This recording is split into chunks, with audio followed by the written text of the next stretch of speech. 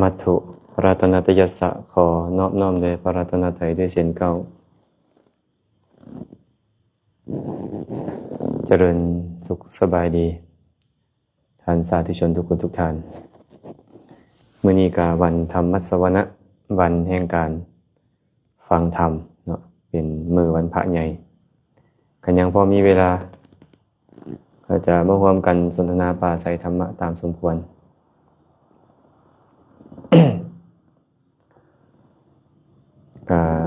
ผู้ใดมีปัญหาธรรมะข้อใดเพราะว่าจะเป็นพระธรรมหรือวินัยเนาะที่มีความสงสัยอยู่อยากจะเข้าใจในข้ออัดข้อธรรมต่างๆก็สามารถร่วมกัน สนทนาได้ท่านใดที่เข้ามาแล้วคอมเมนต์ก็มาบอกได้เลยว่าเสียงชัดเจนบ่ใช้ได้บ่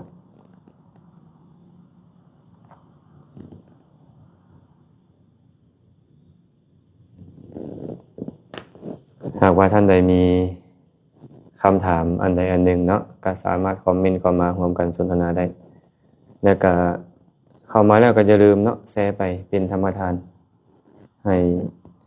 หลายๆคนได้มีโอกาสมาร่วมกันเสียงได้ยินบ่เนาะเสีย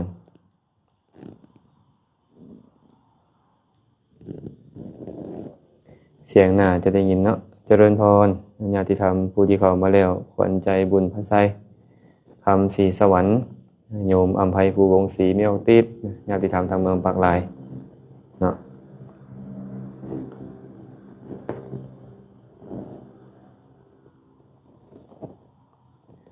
ท่านใดเข้ามาแล้วก็อย่าลืมเด้ออย่าลืมคอมเมนต์เข้ามานำนว่าเสียงชัดเจนดีบ่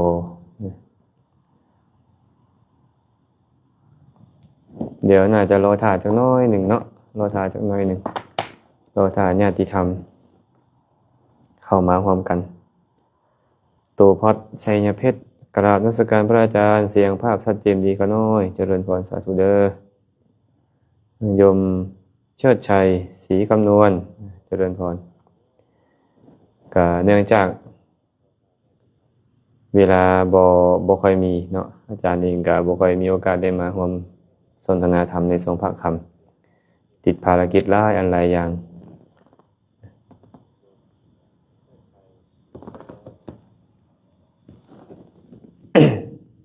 มื้อนี้ก็มีโอกาส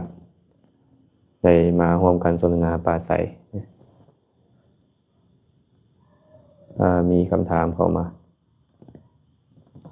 เนาะเดี๋ยวจะค่อยตอบไป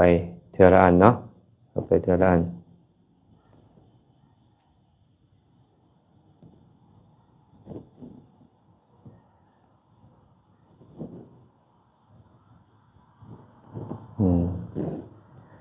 ท่านใดเข้ามาแล้วซอยแชร์ไปเป็นธรรมทานเด้อเพื่อให้หลายคนได้มาร่วมกันสนทนาธรรมในช่วงพระคำของวันธรรมสวนะนี้เนาะเสียงชัดเจนดีขน้อยโยมขวัญเฮือนเนาะโยมขวัญเฮือนโอ้บ่ได้เอิ้นชื่อญาติโยม โดนนะก็ชื่อซื้อได้บ่ได้เด้อตอนนี้เวลาผ่านมาแล้ว3 นาทีกว่าๆรอถ่ายอีกจักหน่อยหนึ่งเนาะรอถ่ายอีกจักหน่อยหนึ่งผู้ใดมีคำถามก็ให้คอมเมนต์มาไว้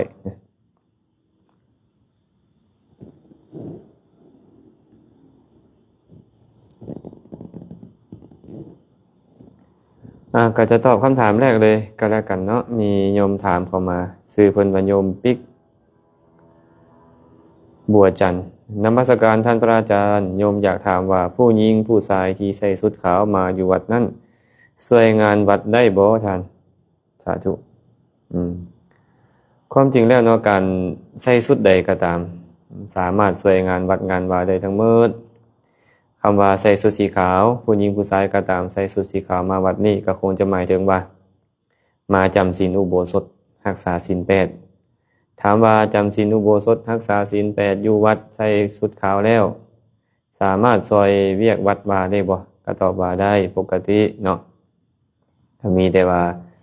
บ่เฮ็ด ให้ล่วงละเมิดศีลที่เราได้ตั้งใจจะประพฤติศีล8มีจักอย่างเราก็ไปทำความเข้าใจบ่ฆ่าสัตว์บ่ลักทรัพย์บ่ประพฤติสิ่งที่บ่ประเสริฐคือการเสพเมถุนบ่เว้าตัวบ่ดื่มน้ำเมาบ่บริโภคอาหารเวลาวิกาลบ่ฟ้อนรำขับร้องดีดสีตีเป่า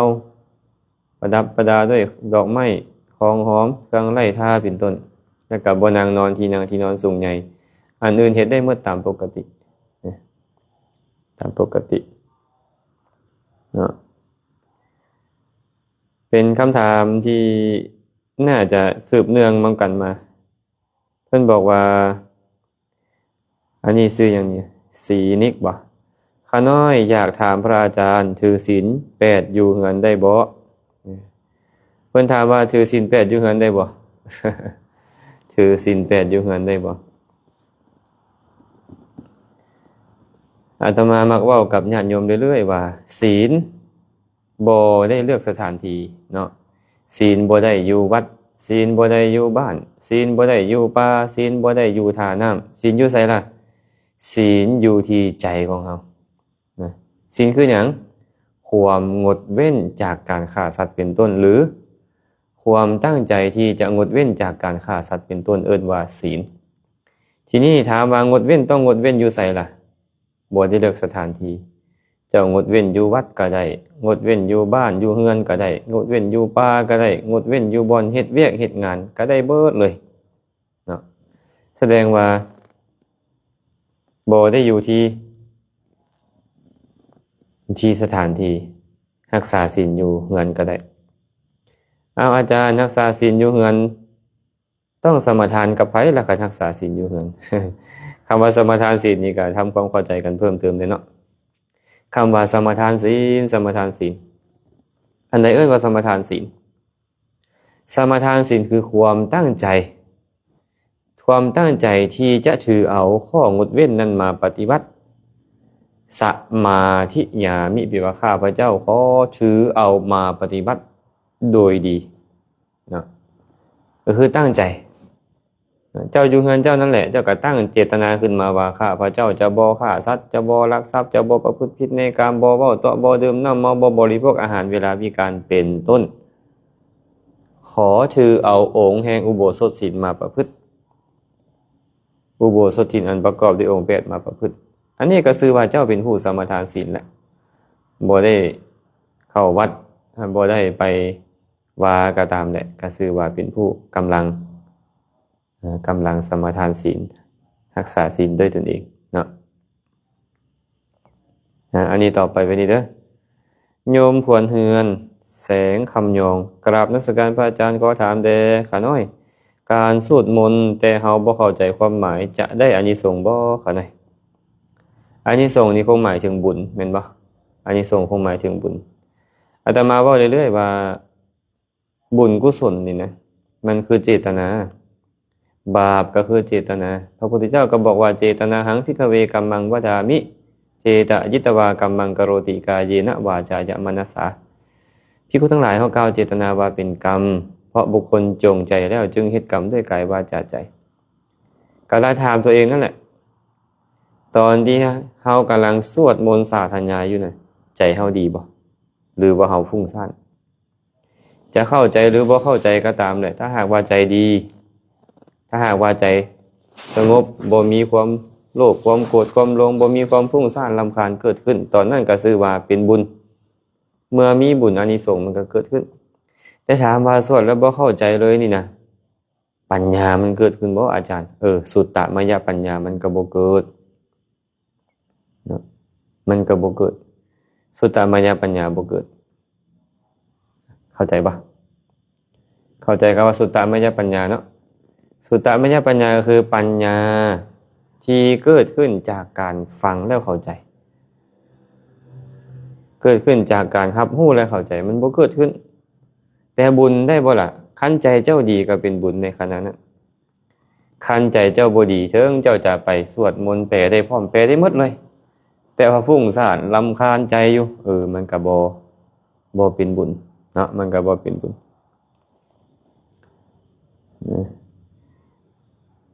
พระสมเด็จกงสวรรค์จันทวงศ์ไสสนรามสุขกาโมโอ้ชื่อเพิ่นยาวเนาะ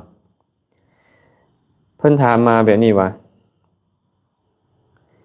ขอน้อมนมัสการพระอาจารย์ข้าน้อยขอถามแน่เวลาไหว้พระนางคัตตมาศได้บ่ตอบปัญหาธรรมะทานให้ข้าน้อยเด้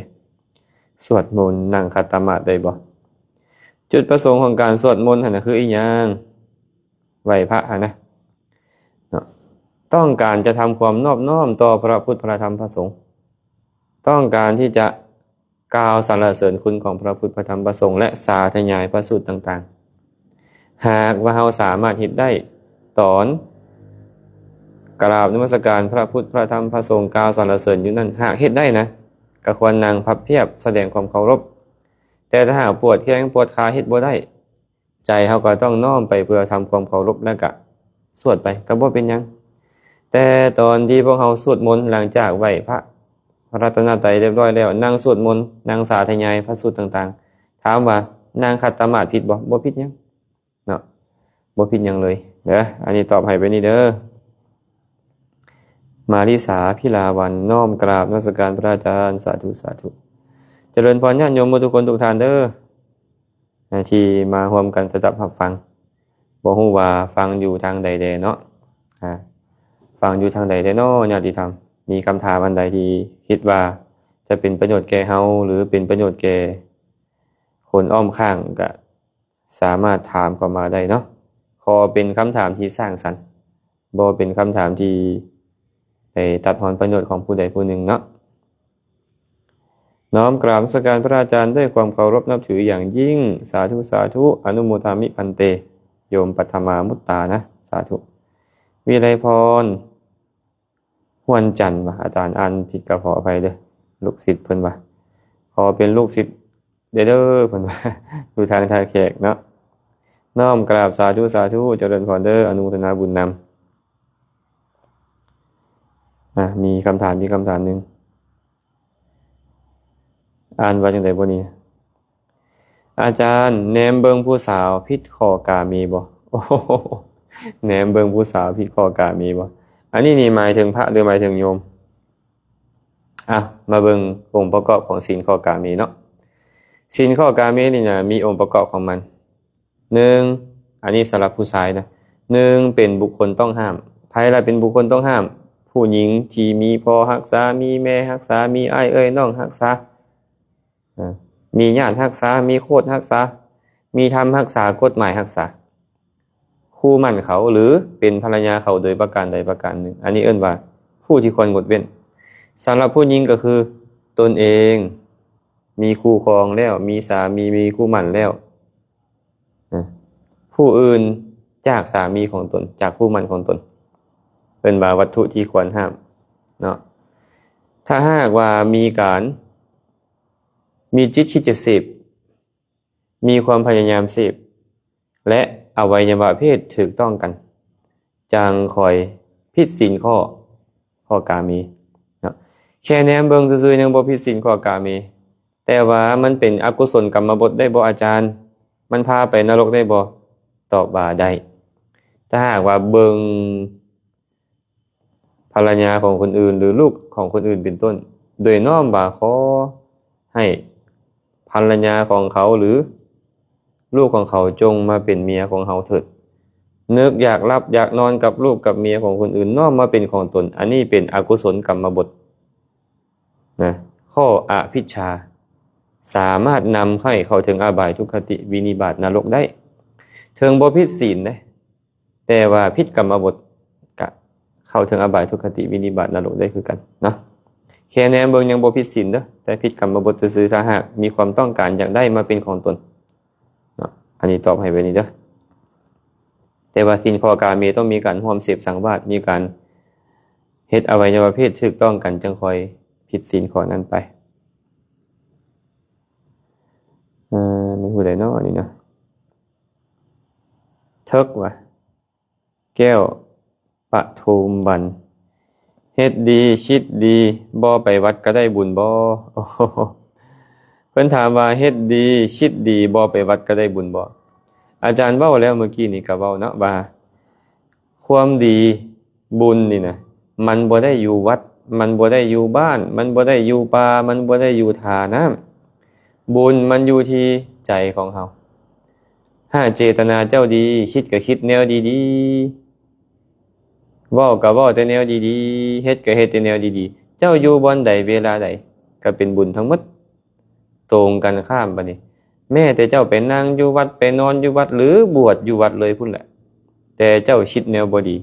เว้าแนวบ่ดีเฮ็ดแนวบ่ดีบาปก็เกิดขึ้นกับเจ้าฉะนั้นบุญบาปจึงบ่ได้อยู่สถานที่อยู่ที่เจตนาดีหรือบ่ดีของตัวเจ้าของเฮานี่เองเนาะท่านเด้อบ่ได้ไปวัดก็ได้บุญคือกันเพราะบุญอยู่ที่เจตนาแต่ว่าอาจจะได้บุญข้อที่แตกต่างกันไปเท่านั้นเองเนาะ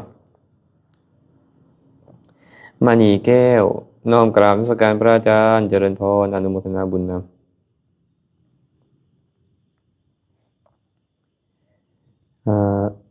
คุณวันบ่เนี่ยกราบนมัสการเจ้าข้าพระอาจารย์โยมอยากถามว่าพระกลุ่มหนึ่งบอกว่าถ้าอยากบรรลุธรรมต้องฟังแต่เขาอย่างเดียวบรรลุธรรมเร็วถ้าฟังทุกวันอย่างนี้ถูกไหมเจ้าคะถ้าสภาวะธรรมเกิดขึ้นแล้วจะเห็นจิตใสบริสุทธิ์จริงไหมคะอันนี้นี่ไม่ทราบว่าโยมหมายถึงอะไรนะถ้าอยากบรรลุธรรมต้องฟังแต่เขาอย่างเดียวไอ้คำว่าฟังแต่เขาอย่างเดียวนี่คือฟังใคร นะเราก็ไม่รู้ว่าเขานั่นคือใครนะฉะนั้นเราจะฟังจากใครก็ตามพระพุทธเจ้าได้ตรัสไว้แบบนี้นะโยมนะตรัสกับนางมหาประชาบดีโคตมีภิกขุณีนางแรกของโลกได้เข้าไปเฝ้าพระพุทธเจ้าเนาะนางภิกขุณีมหาประชาบดีโคตมีนี่ก็กราบทูลพระพุทธเจ้าว่าขอพระผู้มีพระเจ้าจงแสดงธรรมโดยย่ออันจะเป็นไปเพื่อให้เขาหลีกออกแต่ผู้เดียวพระพุทธเจ้าก็บอกว่าโคตมีเธอฟังธรรมจากใครก็ตามหากฟังแล้วเป็นไปเพื่อความเบื่อหน่ายคลายกำหนัดเพื่อความหลีกออกเพื่อความมักน้อยสันโดษเพื่อความปรารภความเพียรอย่างนี้เป็นต้นนี่นะขอให้เธอจงทรงจำไว้ว่านั่นเป็นธรรมเป็นวินัยเป็นคำสอนของพระศาสดาแต่ถ้าหากฟังจากใครแล้วก็ตามมีความกำหนัดยินดีมีความหมกมุ่นมีความเกียจคร้านไม่หลีกออกไม่ปรารภความเพียรไม่มักน้อยสันโดษเป็นต้นเลยนั่นก็จงจำไว้ว่าไม่ใช่ธรรมไม่ใช่วินัยไม่ใช่คำสอนของพระศาสดาฉะนั้นเวลาที่โยมไปฟังธรรมจากครูบาอาจารย์ท่านใดท่านหนึ่งหรือแม้แต่โยมท่านใดท่านหนึ่งก็ตามหากฟังแล้วมันเบื่อหน่ายคลายกำหนัดจิตมันหลีกออกมันไม่หมกมุ่นอยู่มันปรารภความเพียรอย่างนี้เป็นต้นเนี่ยนั่นแหละโยมควรฟังแล้วได้อะไรล่ะนะสติสัมปชัญญะจะเกิดขึ้นประโยชน์มันจะเกิดขึ้นและถามว่าฟังทุกๆวันเนี่ยมันเป็นปัจจัยให้บรรลุเร็วได้ไหมแน่นอนคำสอนของพระสัมมาสัมพุทธเจ้าเนี่ยโยมเวลาเราฟังและพิจารณาตามเนี่ยสติปัญญามันเกิดขึ้นแต่การจะบรรลุธรรมมันไม่ได้อยู่แค่การฟังมันอยู่ที่ว่าบารมีเราสั่งสมมาดีแค่ไหนแล้วและอินทรีย์เราแก่รอบหรือยังถ้าหากบารมีสั่งสมมาดีอินทรีย์แก่รอบมันก็ควรแก่การบรรลุถ้าสภาวะธรรมเกิดขึ้นแล้วจะเห็นจิตใจบริสุทธิ์จริงไหมคะอะไรคือสภาวะธรรมที่โยมว่านะอะไรคือสภาวะธรรมที่เกิดขึ้นแล้วจะเห็นจิตที่บริสุทธิ์ต้องเข้าใจก่อนอะไรคือตัวเห็นเนาะสภาวะธรรมมันเกิดอยู่ประจำเราจะเห็นหรือไม่เห็นสภาวะธรรมมันก็เกิดขึ้นแต่ไอ้จิตที่ประกอบด้วยปัญญาวิปัสสนาเนี่ยเวลามันเกิดขึ้นแล้วมันจะเห็นสภาพธรรมตามความเป็นจริงตอนที่มันเห็นสภาพธรรมตามความเป็นจริงนั่นแหละใจชื่อว่าบริสุทธิ์เนาะใจก็ชื่อว่าบริสุทธิ์ฉะนั้นเนาะสติสัมปชัญญะเกิดขึ้นจึงจะเป็นเหตุให้บุคคลจิตใจบริสุทธิ์เมื่อจิตใจบริสุทธิ์แล้วพิจารณาธรรมก็เกื้อกูลต่อการบรรลุมรรคผลนิพพานได้ในการต่อไปนะอันนี้ตอบให้เป็นภาษาไทยเนาะเพราะว่าโยมถามเป็นภาษาไทยมาสายอุลาขอน้อมถวายน้อมขอถามพระอาจารย์ถ้า ถ้าเฮากินหมากไม้อยู่ในวัดโดยที่บ่ได้ให้เจ้าอาวาสวัดหรือครูบาสิเป็นบาปบ่โอ้สงสัยเพิ่นเขียนผิดเนาะน่าจะเขียนว่าถ้าหากเฮากินหมากไม้ในวัดโดยบ่ได้ขอเจ้าอาวาสหรือครูบาสิเป็นบาปบ่การที่จะเป็นบุญเป็นบาปเข้ามาล็อกเดิมคืออาตมาว่านั่นแหละพระพุทธเจ้าก็บอกว่าเจตนาเป็นกรรมกรรมดีกับเจตนาดีกรรมชั่วกับเจตนาชั่วตอนเจ้ากินหมากไม้หั่นนะเจ้ากินแบบใดเจ้ากินด้วยความโลภบ่ด้วยความอยากบ่ถ้ากินด้วยความโลภด้วยความอยากกินหมากไม้อยู่ไสอยู่กินอยู่บ้านกินอยู่เฮือนกินอยู่วัดกินอยู่ป่าความโลภมันก็เป็นบาปเนาะหากกินแล้วบ่พอใจโกรธเคืองความโกรธมันก็เป็นบาปกินอยู่ไสก็เป็นบาปแต่ถ้าหากถามว่ากินหมากไม้อยู่วัดบ่ได้ขออนุญาตเจ้าอาวาสบ่ได้ขออนุญาตครูบาอาจารย์จะเป็นหนี้สงฆ์บ่อันนี้ต้องเว้าเฉพาะเรื่องนี้นะถ้าหากว่าหมากไม้เป็นต้นนั่นเป็นของสงฆ์ทรงห่วงแหนอยู่เฮาไปบริโภคโดยบ่ได้ขออนุญาตโดยบ่ได้มีการแบ่งจากครูบาอาจารย์เป็นต้นแน่นอนแล้วเฮาก็เป็นหนี้สงฆ์เนาะเป็นหนี้สงฆ์ไอ้คำว่าหนี้สงฆ์นี่น่ะเฮาต้องใช้คืนคันบ่ใช้คืนก็เป็นเปรตได้นะอันนี้ตอบให้เป็นนี้เด้อคันยังบ่เข้าใจก็ค่อยถามมาใหม่เนาะสายนาวิรุณกราบนมัสการกับพระอาจารย์แซมสาธุเจริญพรอนุโมทนาบุญด้วยดินเกาะดาวกราบอนุโมทนาสาธุครับสาธุภูธร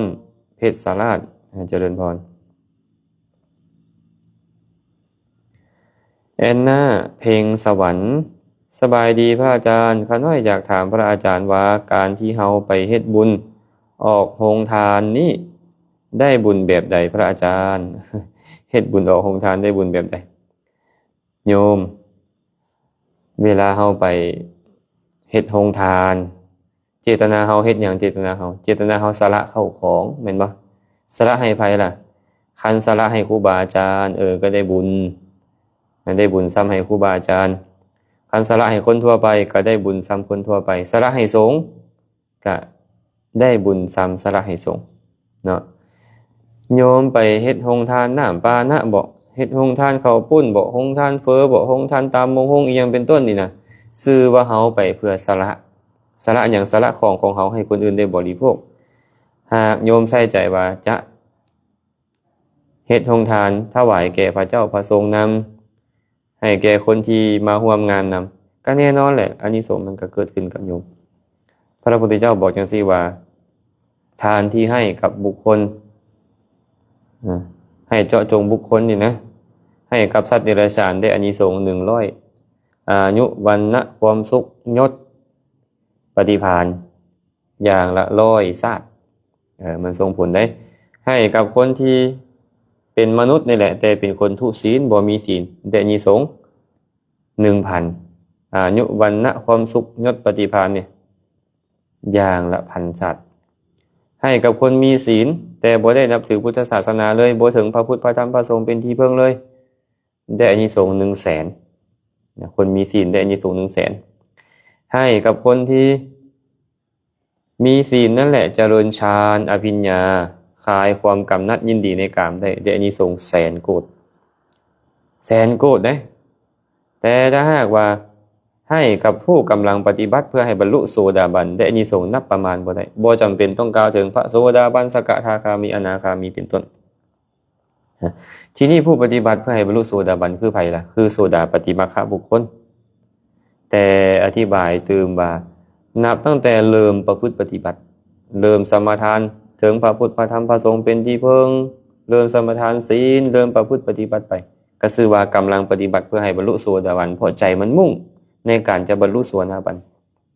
นะให้ทานกับผู้ปฏิบัติเช่นนั้นก็อานิสงส์นับประมาณบ่ได้บ่จำเป็นต้องกล่าวถึงพระอริยเจ้าสั้นโสดาบันเป็นต้นเนาะกันสั้นเนาะเวลาที่พวกเฮาไปให้ไปเฮ็ดโรงทานก็คือว่าเฮากำลังน้อมใจเพื่อให้ทานแต่ว่าอานิสงส์ของมันก็แน่นอนแหละการให้ทานก็เป็นปัจจัยให้มั่งคั่งร่ำรวยมีพวกทรัพย์หลายแต่ว่าอานิสงส์จะหลายหรือน้อยอยู่ที่การใส่ใจของพวกเฮาเด้อ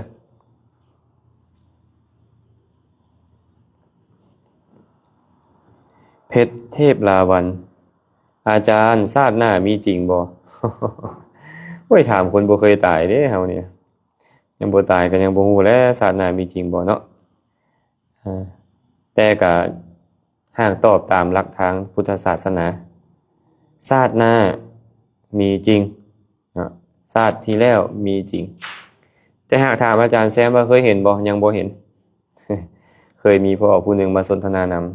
ำเพิ่นบอกว่าเพิ่นก็บ่เชื่อว่าชาติหน้ามีจริงชาติแล้วมีจริง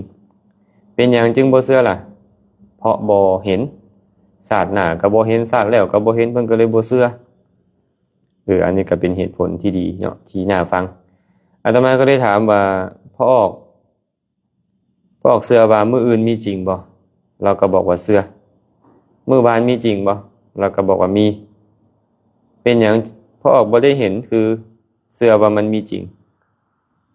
คาดคะเนว่ามันต้องมีเพราะมื้อวานมีมื้อนี้ก็ต้องมีมื้อนี้มีมื้ออื่นก็ต้องมีเพิ่นว่าอาตมาก็เลยบอกว่าพ่อออกเอ้ยขนาดมื้ออื่นเฮาบ่เห็นเฮาก็ยังฮู้ว่ามีเฮายังเชื่อว่ามีเพราะมันมีมื้อที่แล้วมาฉันใดก็ฉันนั้นเนาะชาติหน้านี่ถึงเฮาบ่เห็นแต่มันก็มีอยู่เนาะแต่ว่าชาติหน้าของเฮาเนี่ยมันจะเกิดเป็นหยังอาจจะเกิดเป็นสัตว์นรกเป็นสัตว์เดรัจฉานเป็นเปรตเป็นอสุรกายหรืออีหยังเฮาบ่ฮู้อาจจะเกิดมาเป็นมนุษย์ถ้าบุญดีอาจจะเกิดเป็นเทวดาถ้าหากบุญดีกว่าหั่นอาจจะเกิดเป็นพรหมถ้าหากว่าเจริญฌานได้แต่ถ้าหากว่าบุคคลใดบุคคลหนึ่งเจริญกุศลจนบรรลุเป็นพระอรหันต์แล้วแน่นอนแหละชาติหน้าของเขาผู้นั้นบ่มีนะตอบให้ไปนี่เด้อ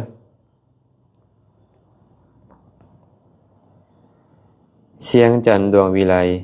ขอน้อมพระพุทธพระธรรมขอถามพระอาจารย์แด่เฮ็ดแนวใดจึงจะปฏิบัติดีงามง่ายได้ขะน้อยพระอาจารย์ให้คำแนะนำขะน้อยเด้หมายความว่าอะไรนี่เฮ็ดแนวใดจะปฏิบัติดีงามง่ายได้ขะน้อยขอพระอาจารย์ให้คำแนะนำ เฮ็ดจังใดปฏิบัติดีงามง่ายไอ้คำว่าดีงามง่ายนี่นะเขาหมายถึงอีหยังศีลบ่สมาธิบ่หรือปัญญาเนาะการปฏิบัติธรรมนี่นะพระพุทธเจ้าตรัสไว้แบบนี้เด้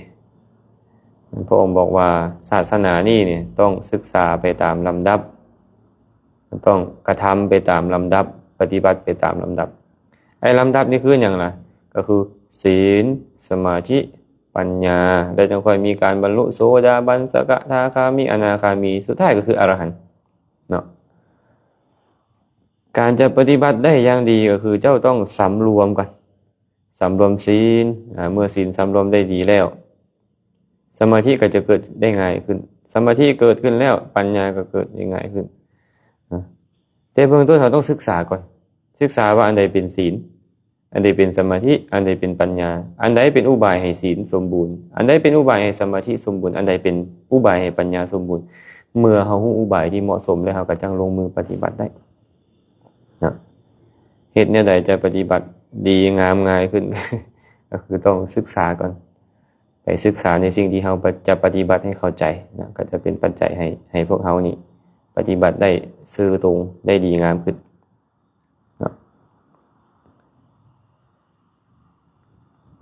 ขอบใจพระอาจารย์ฟังอยู่บ้านหองค่าเจริญพรสาธุโยมเมพิมพรโคงเซโดนฟังจากโคงเซโดนเสียงแจ้งดีก็น้อยเจริญพรเด้อ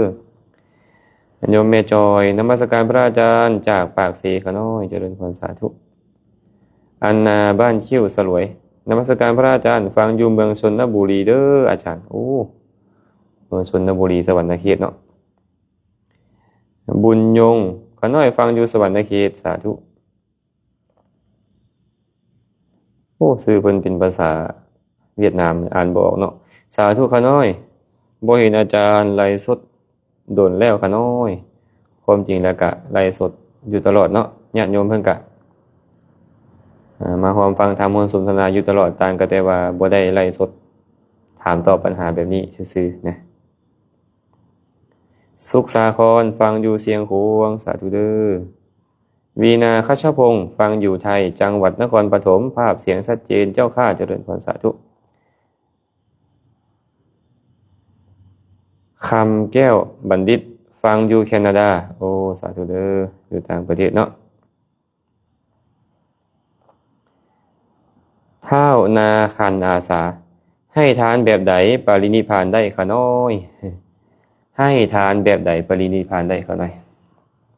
อันนี้ถ้าหากให้ตอบตามตรงเนาะก็ตอบตามตรงว่าให้ทานบ่สามารถที่จะบรรลุมรรคผลนิพพานได้บ่สามารถปรินิพพานได้การให้ทานนี่นะแต่ว่าการให้ทานเพื่อกล่อมเกลาจิตใจให้จิตใจอ่อนควรเมื่อจิตใจอ่อนควรแล้วเจริญสมาธิได้เจริญวิปัสสนาปัญญาได้กะบรรลุมรรคผลนิพพานได้ทานบ่แม่นเหตุของการบรรลุมรรคผลนิพพานวิปัสสนาปัญญาเท่านั้นถึงเจริญสมาธิ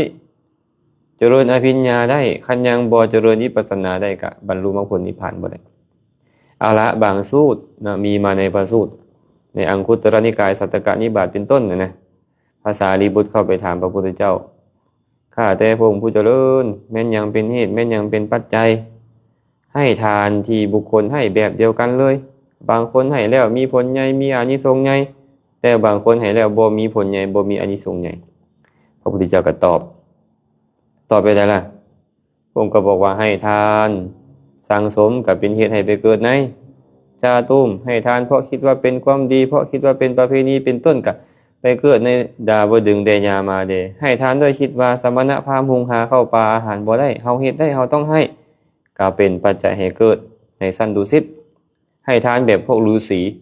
ให้ความเหมาะให้ทิ่มหมดเลยให้หมดทุกอย่างเลยก็เป็นปัจจัยให้เกิดในสวรรค์ท่านนิมมานรดีให้ทานด้วยคิดว่าให้แล้วจิตใจจะเกิดความปลื้มปิติโสมนัสก็ไปเกิดในสั้นปารานิมมีติวตวสวัสดีพระองค์เลยตรัสว่าบุคคลให้ทานเพื่อประดับปรุงแต่งจิตใจหลังจากละโลกนี้ไปแล้วยอมเข้าถึงพรหมโลกเป็นพระอนาคามีบ่กลับมาอีก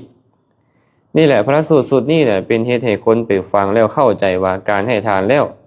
ปรินิพพานได้การให้ทานแล้วบรรลุมรรคผลนิพพานได้แต่ความจริงบ่แม่นเช่นนั้นเนาะให้ทานเป็นปัจจัยให้มั่งคั่งร่ำรวยมีโภคทรัพย์หลายรักษาศีลเป็นปัจจัยให้มีสุขติเป็นที่ไปในเบื้องหน้าเจริญสมาธิเจริญปัญญาเป็นเหตุให้มีปัญญาหลายในอนาคต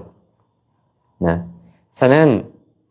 ตราบใดก็ตามบุคคลยังบ่เจริญสติปัฏฐานสี่บ่เจริญ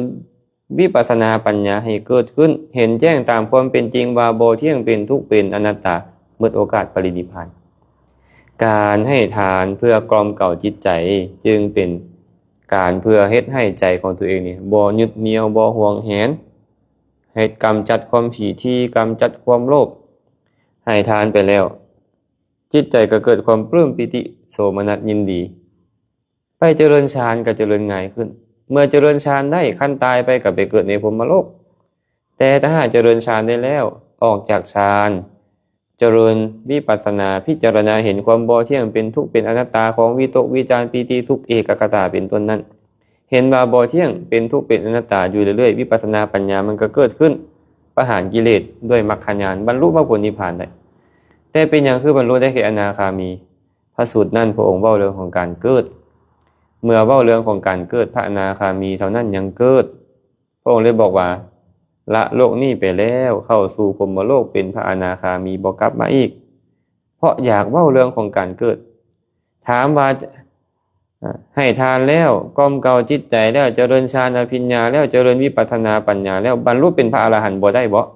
ได้แต่พระองค์คือบ่เว้าไว้ในสูตรนี้เพราะเว้าเรื่องของการเกิดพระอรหันต์บ่เกิดอีกแล้วพระอรหันต์บ่เกิดอีกแล้วจึงบ่เว้าถึงพระอรหันต์เนาะ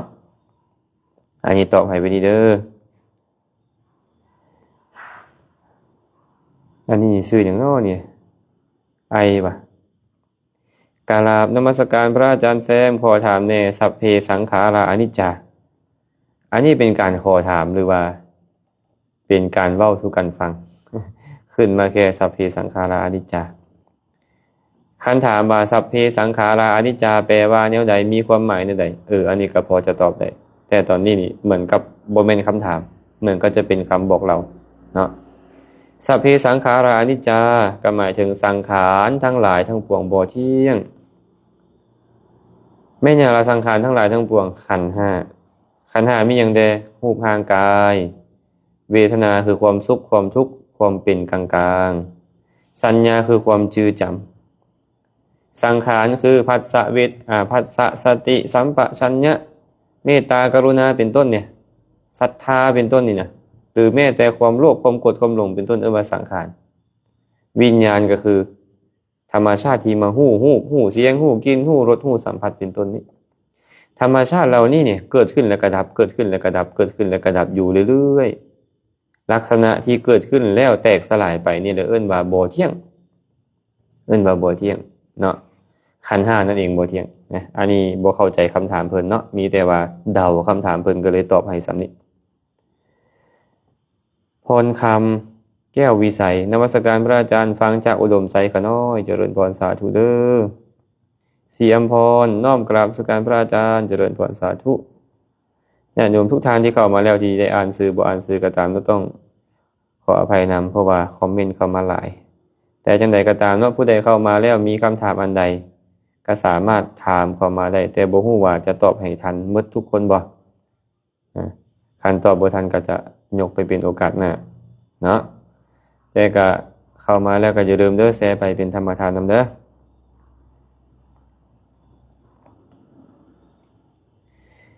ขวนเฮือนแสงคำยองบ่แม่นเพิ่นฟังอยู่ญี่ปุ่นบ่นี่เนาะเพิ่นขออภัยเพิ่นบอกว่าเพิ่นมาห้องค่าแล้วเนาะพระอาจารย์เมตตาอธิบายวิธีการตัดสังโยชน์ให้ข้าน้อยเด้สาธุวิธีการตัดสังโยชน์บ่มีแต่วิธีการเจริญศีลสมาธิปัญญาเจริญอริยมรรคอันประกอบด้วยองค์8แล้วสังโยชน์บ่เกิดขึ้นนะเดี๋ยวนี้พวกเขาเข้าใจว่าสังโยชน์นี่ต้องตัดสังโยชน์คือหยังคือกิเลสเนาะสักกายทิฏฐิคือความเห็นผิดว่าเป็นตัวเป็นตนวิจิกิจฉาความลังเลสงสัยในพระพุทธพระธรรมพระสงฆ์ศีลปตปรามาสความเห็นผิดในข้อประพฤติที่บ่ถูกต้องว่ามันถูกต้องนะอย่างอีกกามราคะความยินดีพอใจในรูปเสียงกลิ่นรสสัมผัสพยาบาทความโกรธความพยาบาทมาดให้รูปราคะความยินดีในรูปฌานในรูปภพรูปราคะความยินดีในรูปฌานรูปภพมานะความถือเนื้อถือตัวอวิชชาความเห็นผิดเรานี่เอิ้นว่าสังโยชน์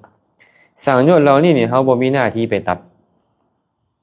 เพราะมันเกิดแล้วมันก็ดับมันเกิดแล้วมันก็ดับของมันเฮาไปตัดมันบ่ได้แต่โวหารว่าตัดซื่อๆได้โวหารฉะนั้นพระสัมมาสัมพุทธเจ้าจึงแสดงปฏิปทาให้ถึงความสิ้นสังโยชน์แม่นหยังล่ะปฏิปทาอริยมรรคอันประกอบด้วยองค์8ขันเจ้าเจริญอริยมรรคอันประกอบด้วยองค์8ที่ว่าย่อลงมาก็คือศีลสมาธิปัญญาให้บริบูรณ์แล้วเมื่อศีลสมาธิปัญญาบริบูรณ์มรรคก็เกิดขึ้นเวลามรรคเกิดขึ้นฮู้แจ้งนิพพานสังโยชน์มันเกิดขึ้นบ่ได้ฮู้แจ้งนิพพานครั้งแรกด้วยโสดาปฏิมรรคสักกายทิฏฐิวิจิกิจฉาสาระศีลพัตตปรามาสอิจฉามัจฉริยะบ่เกิดขึ้นไอ้อาการบ่เกิดขึ้นนั่นน่ะเฮาเอิ้นว่าตัดซื่อๆเนาะ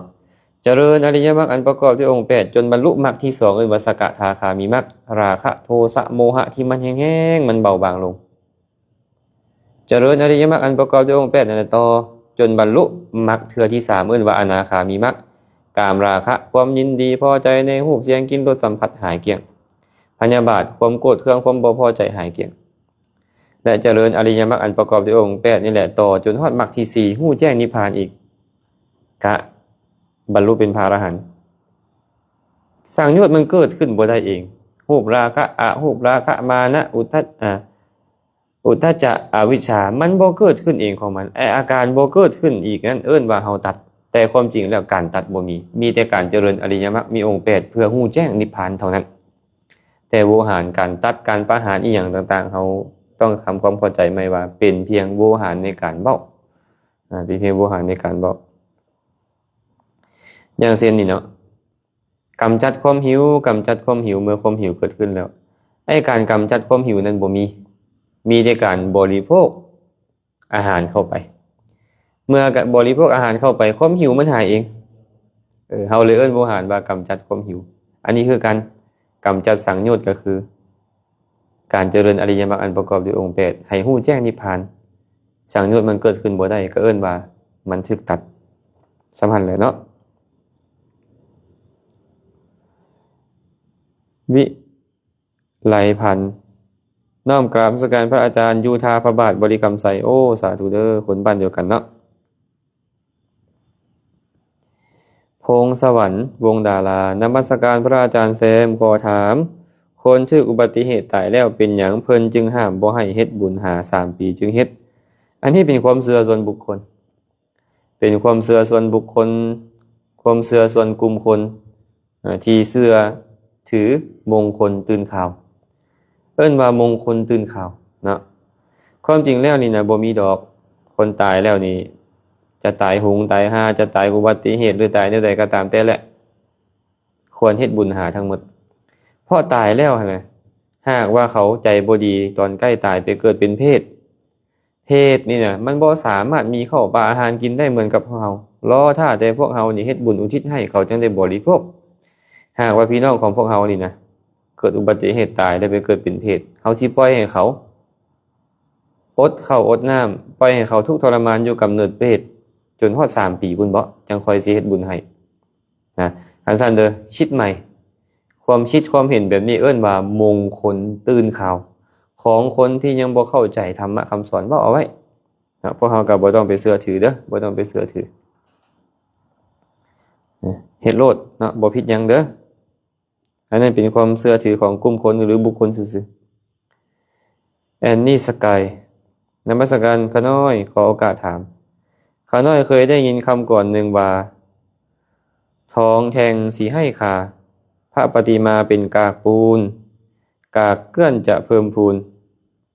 มีความหมายแนวใดขาน้อยโอ้เพิ่นถามหน่อยเดียวจะตอบหมดทันทีเป็นแบบนี้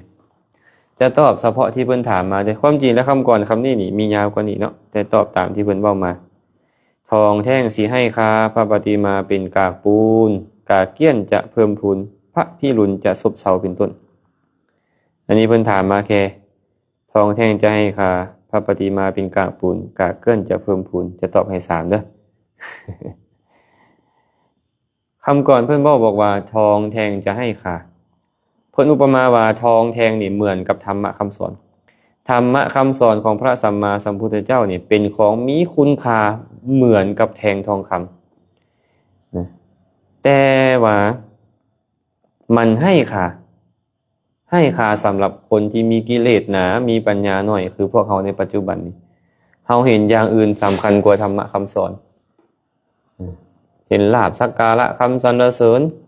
เงินคำกำแก้วยศถาบรรดาศักดิ์เขาเห็นสิ่งเหล่านี้มีค่ากว่าธรรมะคำสอนบ่เชื่อเขาสังเกตเบิ่งไหมคันครูบาอาจารย์องค์ใดเว้าธรรมะแสดงธรรมะบอกสอนธรรมะบ่ค่อยมีผู้ใดนับถือหรือหน้าดอก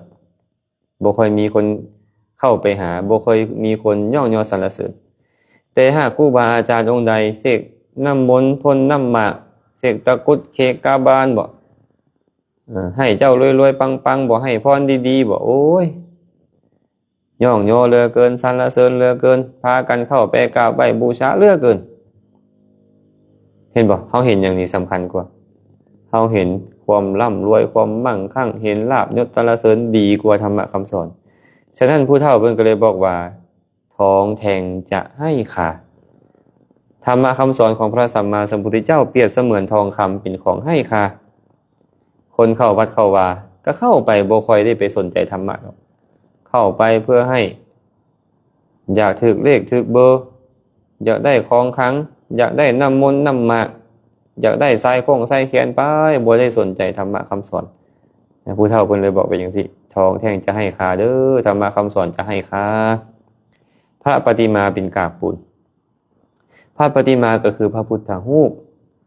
ทั้งที่พระพุทธรูปนี่ทุกคนสร้างขึ้นมาเพื่อเจาะจงพระสัมมาสัมพุทธเจ้าเอิ้นว่าอุเทสิกะเจดีย์เป็นเจดีย์แทนองค์พระสัมมาสัมพุทธเจ้าซุมื้อนี้พวกเขาเอามาเฮ็ดหยังสร้างสร้างทรายไว้เวลาย่างเข้าไปใกล้บางเทื่อก็ไปนั่งลงเลยในแทนพระพุทธรูปบางเทื่อก็ใส่เกิบเข้าไปบางเทื่อก็ใส่หมวกเข้าไปเห็นพระพุทธรูปเหมือนกับกากปูนเหมือนกับเศษอิฐเศษปูนบ่ได้มีความเคารพยำแยงหยังเลยหนักกว่าหั่นบางคนเอาพระไปขายให้กันเซาให้กันบูชาขายพระพุทธเจ้าแบบนี้แหละญาติโยมเพิ่นเลยบอกว่า ทองแทงจะให้ขาพระปฏิมาจะกลายเป็นกากปูนพระพุทธรูปจะเหมือนกับเศษปูนคนอยากเหยียบก็เหยียบอยากย่ำก็ย่ำอยากทิ่มก็ทิ่มอยากวางก็วางบ่ได้ทำความเคารพยำแยงเนี่ยกากเกื้อนจะเพิ่มพูนไอ้กากเกื้อนหรือกากเกี้ยนนี่นะขี้กากขี้เกี้ยนเนี่ยมันจะเพิ่มพูนเพิ่นอุปมาขี้กากขี้เกี้ยนนี่เหมือนกับมิจฉาทิฏฐิเหมือนกับความสัวให้เนาะขี้กากขี้เกี้ยนนี่เนี่ยมันเป็นโรคติดต่อคันผู้ใดเป็นขี้เกี้ยนและเฮาไปเอาเสื้อเอาส่งเขามานุ่งนี่มันก็จะติดขี้เกี้ยนนำเขาอันนี้คือกันเลยเพิ่นบอกว่ามิจฉาทิฏฐิความเห็นผิดหรือว่าความสัวให้ต่างๆเนี่ยมันจะติดกันหลายโดยเฉพาะสังคมโซเชียลซุมื้อนี้ไปเสพสิ่งที่เขาด่าเขาว่าไอ้สัตว์บ่บักห่าบ่บักโหงบ่มึงกูบ่คำด่าคำว่าโอ้ยติดกันได้ดีความประพฤติที่บ่ดีที่ซึกแซลงโซเชียลหั่นน่ะคนก็ไปน้อมเอามาประพฤติปฏิบัติตามเพิ่นเลยบอกว่ากากเกี้ยนจะเพิ่มพูนเพิ่นว่ากากเกี้ยนจะเพิ่มพูนเนาะอันนี้เป็นปริศนาธรรมที่แม่ออกแอนนี่เพิ่นถามมาเด้ออาจารย์ตอบให้3ข้อเพราะว่าเพิ่นถามมาแค่3ข้อเพราะว่ายังมีคำถามอีกหลายเนาะพรทิพย์น้อมกราบพระอาจารย์เจริญพรสาธุซื่อพินดีสาธุขอหน้าขอโอกาสถามพระอาจารย์คนที่จะไปเป็นพระพุทธเจ้าต้องใช้เวลาดนเท่าใดจึงได้เป็นอันนี้บอกบ่ถูก บอกบ่ถูกแต่ถ้าหากว่านับตั้งแต่ถึกพยากรณ์แล้วอันนี้เว้าตั้งแต่นับตั้งแต่ถึกพยากรณ์เด้อบุคคลใดบุคคลหนึ่งสั่งสมบารมีมาแล้วเพียงพอในการจะตรัสรู้เป็นพระอรหันต์แล้วหากว่าพระสัมมาสัมพุทธเจ้าพระองค์ใดพระองค์หนึ่งเกิดขึ้นเพิ่นได้ออกบวชเป็นบรรพชิตเจริญฌานอภิญญาได้เข้าไปเฝ้าพระพุทธเจ้าหากพระสัมมาสัมพุทธเจ้าพยากรณ์นับตั้งแต่มื้อพยากรณ์ไปอย่างต่ำสุด4อสงไขยยิงด้วยแสนกับอสงไขยนับแล้วใดเขียนเลข1ไว้ทางหน้าเขียนเลข0ไว้อีก140ตัวเอิ้นว่า1อสงไขยกับ1นี่ล่ะพระพุทธเจ้าเคยอุปมาไว้ว่าเหมือนกับก้อนหินก้อนหนึ่งแทงทึบบ่มีหูบ่มีซองบ่มีโพรงสูง16กิโลกว้าง16กิโล100ปีจังมีคนเอาผ้ามาถูบัดหนึ่ง100ปีจังมีคนเอาผ้ามาถูบัดหนึ่งเฮ็ดแบบนี้เอาผ้ามาถู100ปีเท่านึง100ปีเท่านึงแบบนี้จนขี้หินก้อนใหญ่ๆสูง16กิโลนั่นลาบเพียงกับหน้าดินกับหนึ่งยังบ่หมดไปอันนี้เอิ้นว่า1กับแต่ว่าพระสัมมาสัมพุทธเจ้าสร้างสมบารมีมา4อสงไขยของกับนี้และแสนของกับนี้เศษมันแสนของกับนี้โดนนั่น อันนี้พระพุทธเจ้าปัญญาธิกะเด้คันพระพุทธเจ้าศรัทธาธิกะ8อสงไขย8อสงไขยยิ่งด้วยแสนกับคันพระพุทธเจ้าวิริยาธิกะสั่งสมความเพียรเพื่อตรัสรู้อย่างเดียวใส่ความเพียรออกหน้า16อสงไขยยิ่งด้วยแสนกับอย่างเช่นพระสีอานเนาะพระสีอริยเมตไตรนี่นะสั่งสมบารมี16อสงไขยยิ่งด้วยแสนกับพระพุทธเจ้าของเฮาสั่งสมบารมี4อสงไขยยิ่งด้วยแสนกับแสดงว่าพระสีอานนี่นะสั่งสมบารมี4เท่าโตของพระพุทธเจ้าของเฮาเบิ่งดูหั่นนะโดนบ่อันนี้ตอบแบบย่อๆอยากเข้าใจแจ่มแจ้งมาหาอาจารย์แซมแล้วจะซี่ให้เบิ่งอย่างสัจจิตเนาะอันนี้ตอบทางออนไลน์ก็ย่านว่าเว้าหลายเกินไปจะบ่ได้ตอบคำถามอื่นเนาะ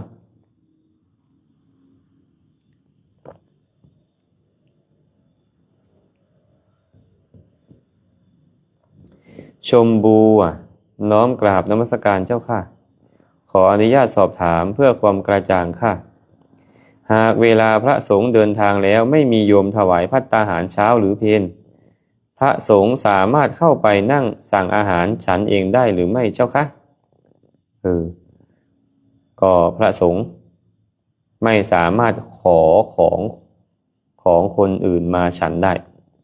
และพระสงฆ์พระพุทธเจ้าห้ามแลกเปลี่ยนซื้อขายกับคฤหัสถ์หรือแลกเปลี่ยนซื้อขายด้วยเงินทองโดยประการทั้งปวงอันนี้อาตมาพูดตามพระวินัยนะหากถูกใจท่านใดไม่ถูกใจท่านใดก็ต้องขออภัยเพราะว่าอาตมาพูดตามหลักของธรรมวินัยพระพุทธเจ้าห้ามภิกษุไม่ให้ขอของคนอื่น และห้ามพระภิกษุไม่ให้ซื้อขายแลกเปลี่ยนด้วยเงินทองกับใครก็ตามและห้ามพระภิกษุแลกขายขออภัยแลกเปลี่ยนของกับคฤหัสถ์โดยประการทั้งปวงด้วยถึงแม้จะเป็นพ่อแม่ของตัวเองก็แลกเปลี่ยนไม่ได้เพราะฉะนั้นถ้าหากพระเนี่ยไปสั่งของเองก็ชื่อว่าพระไปขอของโยมจะเก็บเงินหรือไม่เก็บเงินก็ตามพระเป็นอาบัติแล้วหากพระรู้อยู่ว่าต้องซื้อเขาแล้วไปสั่งของอันนี้ก็แน่นอนพระเป็นอาบัติเหมือนกันนะถ้าให้ดีก็คือไปบิณฑบาตโยมอาตมานี่เคยนะไปยืนอยู่หน้าเซเว่นก็ถือบาตรไปยืนอยู่หน้าเซเว่นนะโยมเขาก็ผ่านไปผ่านมาเขาก็มองอยู่นะทีนี้มีคนอยู่ในเซเว่นเนี่ยก็เอาขนมเอามาใส่บาตรโยมคนอื่นเห็นก็รู้ว่าโอ้พระท่านมาบิณฑบาตตอนเช้าใช่ไหมประมาณ7 โมงเช้าเขาก็เอาอาหารมาใส่บ้างขนมบ้างนมบ้างอะไรประมาณนี้แหละโยมพระท่านจึงบอกว่าให้บิณฑบาตฉันบิณฑบาตนะบิณฑบาตบริโภคด้วยลำแข้งฉะนั้นพระจะไปสั่งอาหารฉันเองไม่ได้แต่ถ้าหากว่ามีโยมเป็นคนสั่งและพระเข้าไปหาอันนี้ได้เนาะอาตมาเนี่ยเดินทางไปเทศบ่อยนะบางทีก็ในประเทศลาวบางทีก็ประเทศไทยบางครั้งนี่เดินทางเนี่ยอาตมาไม่มีไวยาวัจกรไปด้วยนะ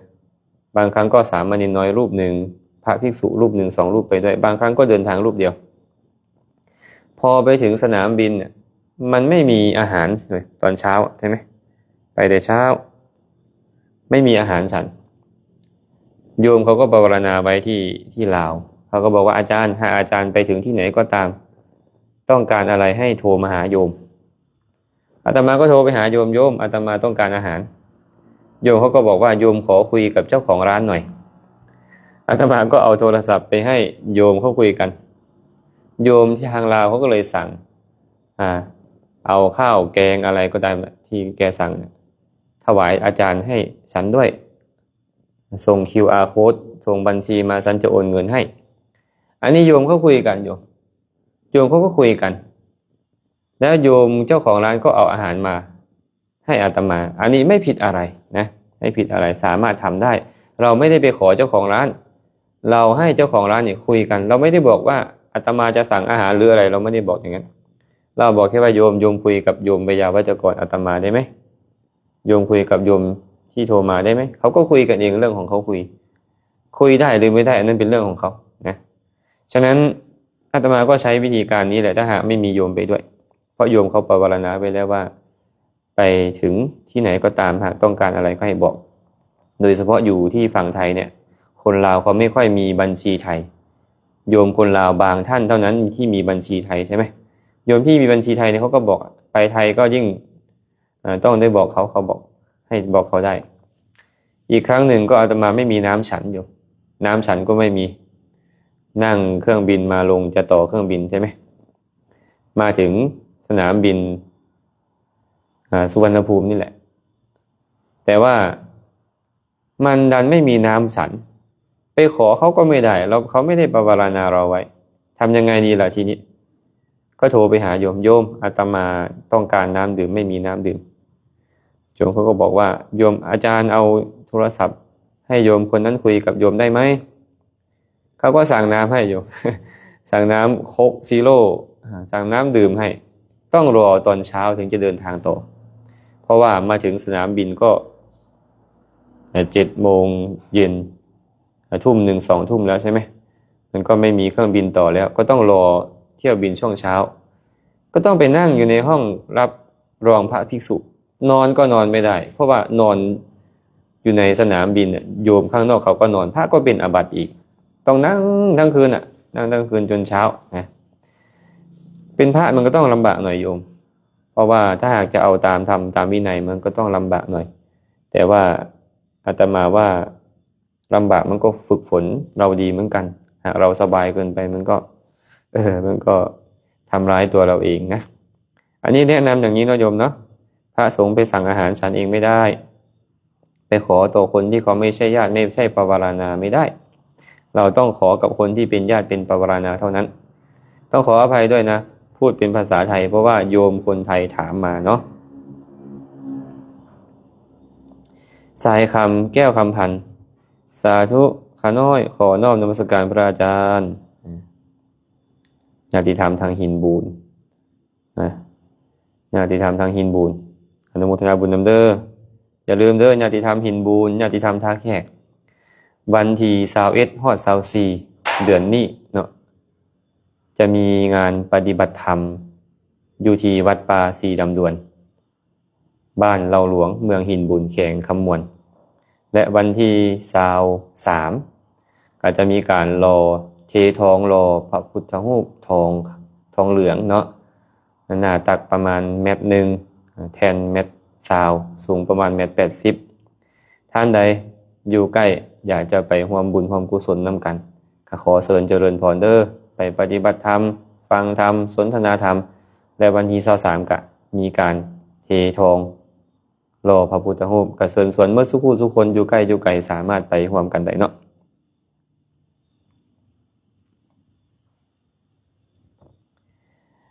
กองมณีจันทร์โยมมีออกดาวนาทีธรรมทางอเมริกาเนาะน้อมนมัสการพระอาจารย์ข้าน้อยขออนุโมทนาบุญกับท่านพระอาจารย์เด้อเจริญพรสาธุอนุโมทนาบุญนำอาฤทธิ์ดวงพระจันทร์สาธุสาธุข้าน้อยขอกราบนมัสการพระอาจารย์ติดตามเป็นประจำเด้อเจริญพรสาธุสุดาวันสร้อยสุวรรณน้อมกราบนมัสการพระอาจารย์ด้วยความเคารพอย่างสูงกราบสาธุสาธุข้าน้อยเจริญพรอนุโมทนาบุญนำควรเฮือนพระอาจารย์ขอถามแด่กรณีครูบาเอาเงินให้เฮาก็ถือว่าเป็นหนี้สงฆ์บ่ข้าน้อย ครูบาอาจารย์ไสคือใจดีที่เอาเงินให้ไม่ออกแต่ก่อนก็เคยเห็นแต่ไม่ออกเนาะไปถวายทานกับพระสงฆ์เดี๋ยวนี้นี่พระสงฆ์แจกเงินเป็นว่าเล่นเลย แจกเงินพระสงฆ์เงินหลายกว่าญาติโยมอีกเนาะโอ้แสดงว่าครูบาอาจารย์เฮาร่ำรวยทุกมื้อนี่ญาติโยมทุกยากนะแต่ว่าก็เบิ่งตามสภาพนั่นแหละถ้าหากว่าเงินเป็นเงินครูบาอาจารย์เพิ่นเองเพิ่นสละให้เฮาเฮาก็บ่ถือว่าเป็นหนี้สงฆ์แต่หากเพิ่นเอาเงินสงฆ์มาสละให้เฮาเอาเงินส่งมาให้เฮาว่างั้นเถอะไปคันเพิ่นเอาเงินส่งมาให้เฮาก็แม่นแหละเฮาก็มีส่วนในการเอาของส่งไปมันก็จะเป็นหนี้สงฆ์ได้เด้อท่านก็ถามเพิ่นก่อนว่าเงินเพิ่นบ่หรือเงินสงฆ์พอส่วนหลายแล้วเขาก็ถวายแก่สงฆ์เนาะสังคัสสะเทมะจังซี่นะต้องขออภัยเด้อหากเว้าไปแล้วกระทบกระทั่งจิตใจท่านผู้ใดผู้หนึ่งก็ต้องขออภัยอาตมาก็พยายามเว้าเซฟๆเลยน้อยสุภานิชนมัสการข้าน้อยขอโอกาสถามเฮามีโทสะจริตจะเอาทำข้อใดแก้เพื่อให้เบาบางโทสะจริตนี่ก็ต้องมันเจริญเมตตาเนาะมันเจริญเมตตาดุๆเมตตาคือความปรารถนาดีต่อผู้อื่นดุๆนึกให้คนอื่นมีความสุขอยู่เรื่อยๆคันเฮานึกให้คนอื่นมีความสุขอยู่เรื่อยๆนี่เฮาก็จะบ่โกรธแต่ถ้าหากเฮาบ่ได้นึกให้คนอื่นมีความสุขมันก็จะรู้สึกโกรธเขาฉะนั้นเนาะคนที่มีโทสะจริตก็ควรเจริญเมตตาถ้าเป็นกรรมฐานนี่เพิ่นก็อธิบายหลายกว่าหั่นถ้าเป็นกรรมฐานก็ควรเป็นพรหมวิหาร4เลยบ่ว่าจะเป็นเมตตากรุณามุทิตาอุเบกขาบ่หรือว่ากสิณสีเอิ้นว่าวันณกสิณจังซี่เป็นต้นเนาะ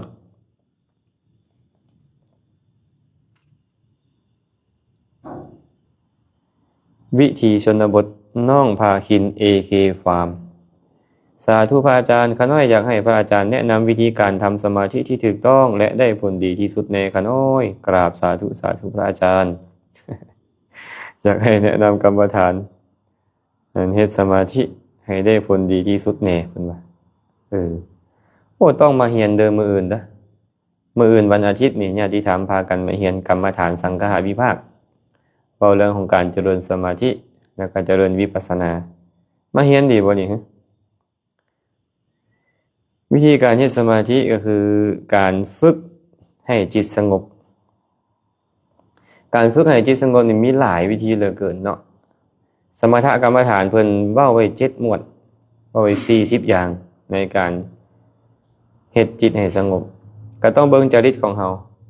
จริตของเฮานี่ว่าเฮาเป็นคนเจ้าโทสะบ่เป็นคนเจ้าราคะบ่หรือว่าเป็นคนที่โง่เซ่อบ่เป็นคนมีศรัทธาจริตบ่หรือเป็นคนมีสติมีปัญญาดีเอิ้นว่าพุทธิจริตบ่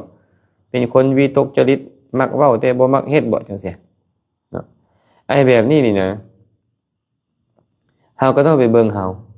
การเจริญสมาธิที่จะได้ผลดีที่สุดก็คือสมาธิที่เข้ากับจริตของเฮาเนาะก็ต้องไปเบิ่งจริตก่อนเด้อคันโทสะจริตก็ควรเจริญเมตตากรุณามุทิตานี่แหละหรือว่าเจริญกสินสีเอาสีเหลืองสีแดงสีเขียวสีขาวเป็นต้นมาเพ่งจังซี่เป็นต้นคันราคะจริตก็ควรเจริญอสุภกรรมฐานคันเฮาเป็นคนวิตกเป็นคนมักฟุ้งซ่านก็ต้องอานาปานสติเนาะอันนี้ก็อาจจะมาเว้ารวมๆไปก่อนนะเจาะจงลงบ่ได้แล้วแต่ว่าผู้ใดเหมาะสมกับแบบใดบางคนนี่เอาบ่ได้แบบที่เว้ามาเป็นคนมีศรัทธาหลายก็ต้องเจริญพุทธานุสติธรรมานุสติเป็นต้นพิจารณาคุณของพระพุทธเจ้าคุณของพระธรรมคุณของพระสงฆ์เป็นต้นไปนี่ท่านเนาะอันนี้ตอบให้แบบรวมๆเด้อตอบให้แบบรวมๆต้องเจาะจงมาก่อนว่าอยากเจริญสมาธิหมวดใดแต่ถ้าหากถามแบบนี้ว่าให้ได้ผลดีที่สุดก็คือต้องสมาธิที่ตรงต่อจริตของตนอันนี้ตอบแบบรวมๆไปก่อนนะสายยันสีสมบัติน้อมกราบนมัสการพระอาจารย์ขอโอกาสถามเฮาได้ยินพระบรรยายธรรมเรื่องใดก็ตามแล้วเฮาเอามาเว้าต่อให้คนอื่นฟังเฮาสิบาปบ่เพื่ออยากให้เขาเข้าวัดฟังธรรมโอ้ยอันนี้บ่บาปอันนี้เอิ้นว่าบุญเอิ้นว่ามหาบุญมหากุศลการเว้าธรรมะให้คนอื่นฟังนี่นะนอกจากว่าไปฟังสิ่งที่เป็นมิจฉาทิฏฐิมาแล้วไปเว้าให้กันฟังอันนั้นอาจจะมีโทษนะคันเว้าธรรมะที่ถูกต้องให้คนอื่นฟังดีหลายพระพุทธเจ้าตรัสไว้แบบนี้ว่าสัพพทานังธัมมทานังชินาติการให้ธรรมะเป็นทานสนะการให้ทั้งปวงเฮาได้เว้าธรรมะให้คนอื่นฟังก็ตามได้แชร์ธรรมะให้คนอื่นได้ยินได้ฟังก็ตามหรือว่าเฮาจัดให้มีการฟังธรรมให้มีการสนทนาธรรมเป็นต้นก็ตามชื่อว่าเฮาให้ธรรมะเป็นทานฉะนั้นเนาะการแชร์ธรรมะให้คนอื่นฟังต่อหรือว่าการนำไปเว้าให้เขาฟังต่อเป็นมหากุศลเป็นมหาบุญมหากุศลเด้อพากันเฮ็ดเด้อ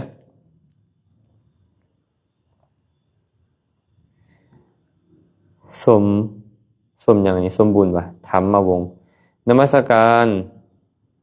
อาจารย์ข้าน้อยขอถามได้ว่าเฮาอายุ19ปี3เดือนนี้สามารถบวชเป็นพระภิกขุได้บ่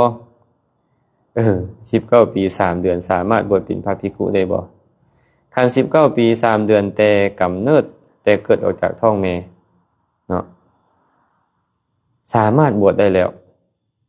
นะเพราะว่านับรวมเอาในท้องอย่างต่ำ7เดือนและก็บวกเดือนที่เกินมาคือ3ปีจะมี8ทรงหนเทื่อนึง3ปีจะมี8ทรงหนเทื่อนึงเนาะ20ปีนั่นก็จะมี8ทรงหนนี่ถึง6เทื่อเกินมา6เดือนแต่ว่าแต่ละปีจะมีมื้อ14ค่ำมื้อดับ14ค่ำนี่นะอยู่ปีหนึ่ง6มื้อ10ปีก็60มื้อ20ปีก็103มื้อถึง4เดือนเอา6เดือนนั่นมาลบ4เดือนก็เหลือ2เดือนบวกในท้อง7เดือนรวมเป็น9เดือนและตั้งแต่เฮาเกิดมา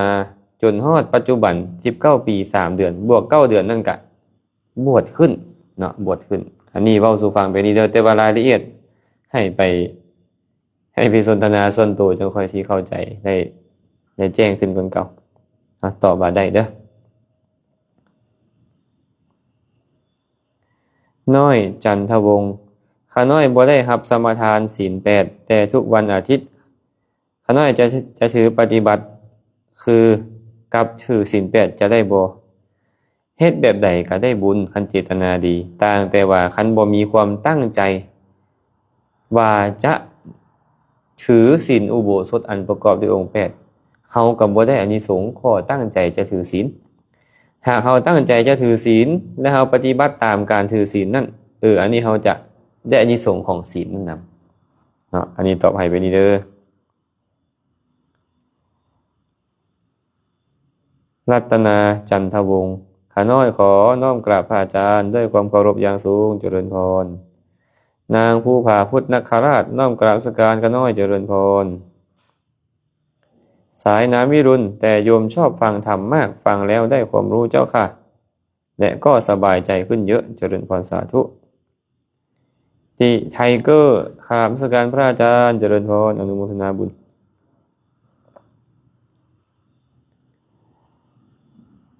คุณวันภูกราบนมัสการพระอาจารย์ข้าน้อยขอถามอีกเจ้าค่ะธรรมะของพระธีระไร้นามสมควรฟังไหมคะให้ความกระจ่างให้ข้าน้อยแหน่จะบรรลุหรือจะหลงทางอาตมาไม่อยากจะพูดนะโยมนะไม่อยากจะพูดว่าควรฟังธรรมะของใครหรือไม่ควรฟังธรรมะของใครเดี๋ยวจะเป็นการไปว่าของคนนี้ไม่ดีของคนนั้นไม่ดีเนาะอาตมาอยากให้ทุกคนเรียนหลักของคำสอนหลักของความเป็นจริงเนาะเรียนสภาพธรรมถ้าหากเราเรียนสภาพธรรมแล้วที่เรียกว่าอภิธรรมเนี่ยหากเราเรียนสภาพธรรมแล้วเราจะรู้ว่าโอ้คนนี้สอนสอดคล้องกับความเป็นจริงคนนี้สอนไม่สอดคล้องกับความเป็นจริงนะอาตมาอยากให้เข้าใจหลักก่อนหากเข้าใจหลักแล้วโยมจะไม่ต้องมาถามพระอีกเพราะว่า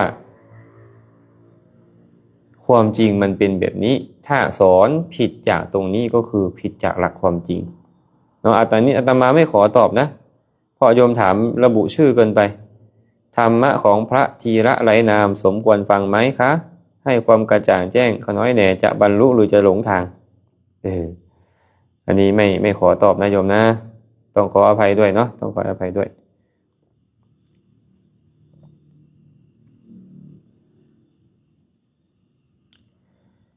สุขไสยกรน้อมกราบนมัสการพระเถระผู้ทรงศีลทรงธรรมทรงปริยัติธรรมคำสอนของพระศาสดาเจริญพรสาธุอนุโมทนาบุญด้วยติวมณีแก้วพิทักษ์สาธุข้าน้อยฟังจากเมืองเรางามอนุโมทนาบุญเด้อเพชรสมัยเพชรมณีน้อมกราบนมัสการพระอาจารย์ข้าน้อยฟังอยู่วัดไต่เด้อข้าน้อยเสียงชัดเจนดีสาธุสมสนุกกิฟฟารินนมัสการข้าน้อยพระอาจารย์เสียงชัดเจนอยู่เมืองนครเพลงสาธุโอ้ไม่ออกญาติโยมทางนครเพลงสาธุโดยฟังจากอัตตปือเด้อโอ้ญาติธรรมทางอัตตปือเนาะโยมรัตนามาเบิ่งอีกคำถามหนึ่งจันสุดาจันทามีนาวงศ์สาธุพระอาจารย์ข้าน้อยแม่จันสุดาบ้านนนทองข้าน้อยขอถามแด่ว่านับแต่ข้าน้อยได้รับฟังธรรมที่พระอาจารย์ได้แสดงมาข้าน้อยได้เข้าใจธรรมะคำสอนขององค์สัมมาสัมพุทธเจ้าหลายขึ้นข้าน้อยสาธุและข้าน้อยได้รับชมพระอาจารย์ไล่สดมาตลอดข้าน้อยอันนี้มันบ่เป็นคำถามเลยเนี่ยมันเป็นการมาย่องอาจารย์ได้เนี่ยก็ก็ดีเนาะแสดงทัศนคติความเห็นอนุโมทนาบุญนำขันแก้วข้าน้อยฟังอยู่ต่างประเทศเด้อไม่ออกขันแก้วเจริญพรอนุโมทนาบุญนำเด้อขอให้มีความสุขทุกคนคำล่าเหนียวข้าน้อยฟังอยู่ปากเซสาธุ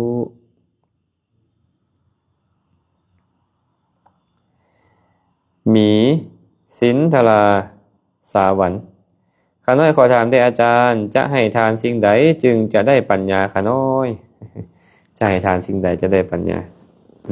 โอ้อันนี้ให้ทานนี่เนาะจะได้ปัญญาให้ทานได้ในขณะนั้นหรือได้ในอนาคตคันอยากได้ในอนาคตเนาะโอ้อันนี้ก็ต้องให้สิ่งที่เกี่ยวกับปัญญาให้ธรรมะเป็นทานเห็นปะให้พระไตรปิฎกอีกอย่างเป็นต้นนี่แหละเนาะแต่ว่าคันอยากได้ปัญญาในขณะนั้นอันนี้ก็ต้องพิจารณาให้ทานเพื่อประโยชน์อันใดเนาะการให้ทานนี้เป็นไปเพื่อประโยชน์หยังเกื้อกูลแก่มนุษย์สมบัติสวรรค์สมบัตินิพพานสมบัติแบบใดบัณฑิตให้ทานแบบใดองค์ประกอบของการให้ทานแบบใดคันพิจารณาแล้วให้ทานแต่ละครั้งแต่ละคราวปัญญาก็จะเกิดขึ้นแน่นอนปัญญาเกิดขึ้นแบบนี้ไปเกิดในชาติใดๆก็จะเป็นคนผู้ ประกอบด้วยปัญญานะไม่ออกนุชโอ้ญาติธรรมเมืองปากหลายกราบนมัสการพระอาจารย์รับฟังอยู่ขะน้อยสาธุเด้อคำใต้วงพระอาจารย์น้อมกราบอนุโมทนาสาธุคูณวันกราบนมัสการเจ้าค่ะคำว่าประดับปรุงแต่งจิตอยากให้พระอาจารย์ขยายความให้ฟังเจ้าค่ะโอ้หมายถึงให้ทานใช่ไหมให้ทานเพื่อประดับปรุงแต่งจิตใช่ไหมให้ทานเพื่อประดับปรุงแต่งจิตก็คือให้ทานไม่ได้มุ่งอานิสงส์ไม่ได้มุ่งว่าเราจะต้องไปเกิดในสวรรค์จะต้องมีอะไรบริโภคจะมีชื่อเสียงเป็นต้นไม่ได้มุ่งอย่างนั้นให้ทานเพื่อกำจัดความโลภในใจให้ทานข่มความตระหนี่ในใจและให้ทานไปแล้วทำให้ใจสะอาดบริสุทธิ์ให้มีความปรีติปราโมทย์แบบนี้เรียกว่าประดับปรุงแต่งจิตใจเมื่อจิตใจไม่มีความโลภไม่มีความตระหนี่มีความปลื้มปีติยินดีอยู่การจะเจริญสมาธิให้เกิดขึ้นง่ายขึ้นไปมันก็จะเกิดขึ้นง่ายสมาธินี่นะวิปัสสนาปัญญาก็เกิดขึ้นง่ายอย่างนี้เรียกว่าให้ทานเพื่อประดับปรุงแต่งจิตใจนะ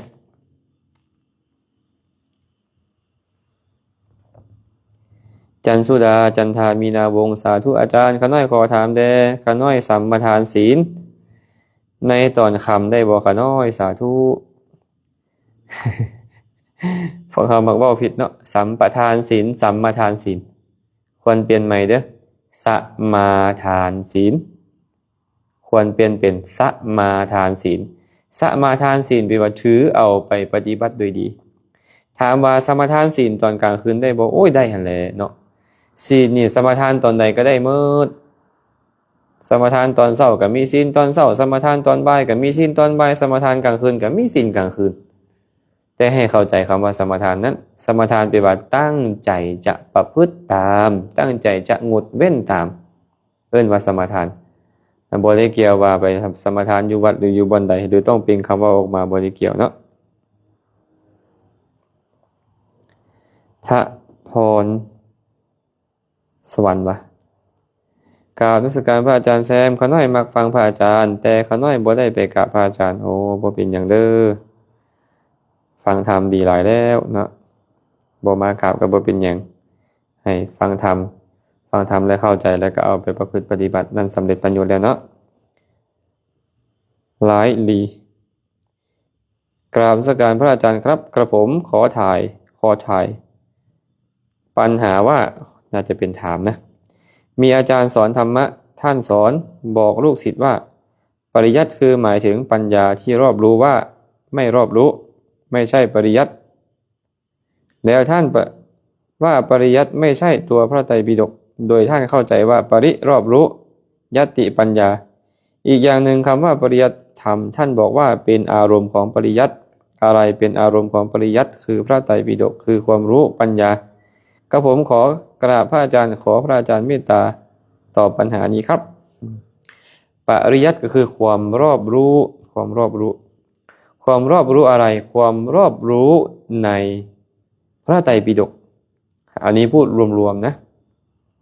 ความรอบรู้ในพระไตรปิฎกก็คือเข้าใจว่าอันนี้เป็นวินัยอันนี้เป็นธรรมะอันนี้เป็นสภาวะธรรมอันนี้เป็นกรรมฐานเข้าใจ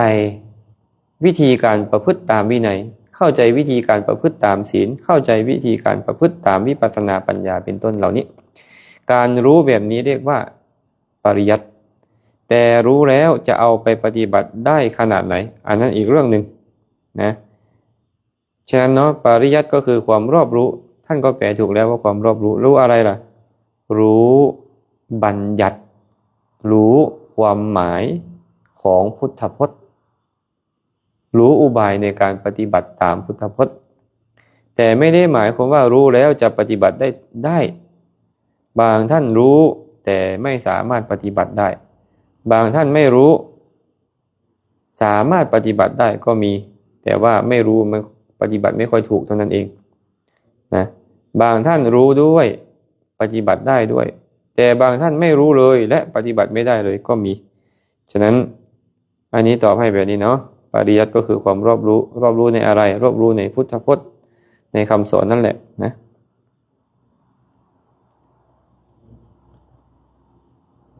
วิไลพรอุ้ยชื่อเพิ่นนี่เนาะ นามสกุลเพิ่นเว้าบ่ถูกนี่อ่านได้วิไลพรเด้ฮวนจันทร์ว่ะเรียนถามพระอาจารย์ด้วยความเคารพ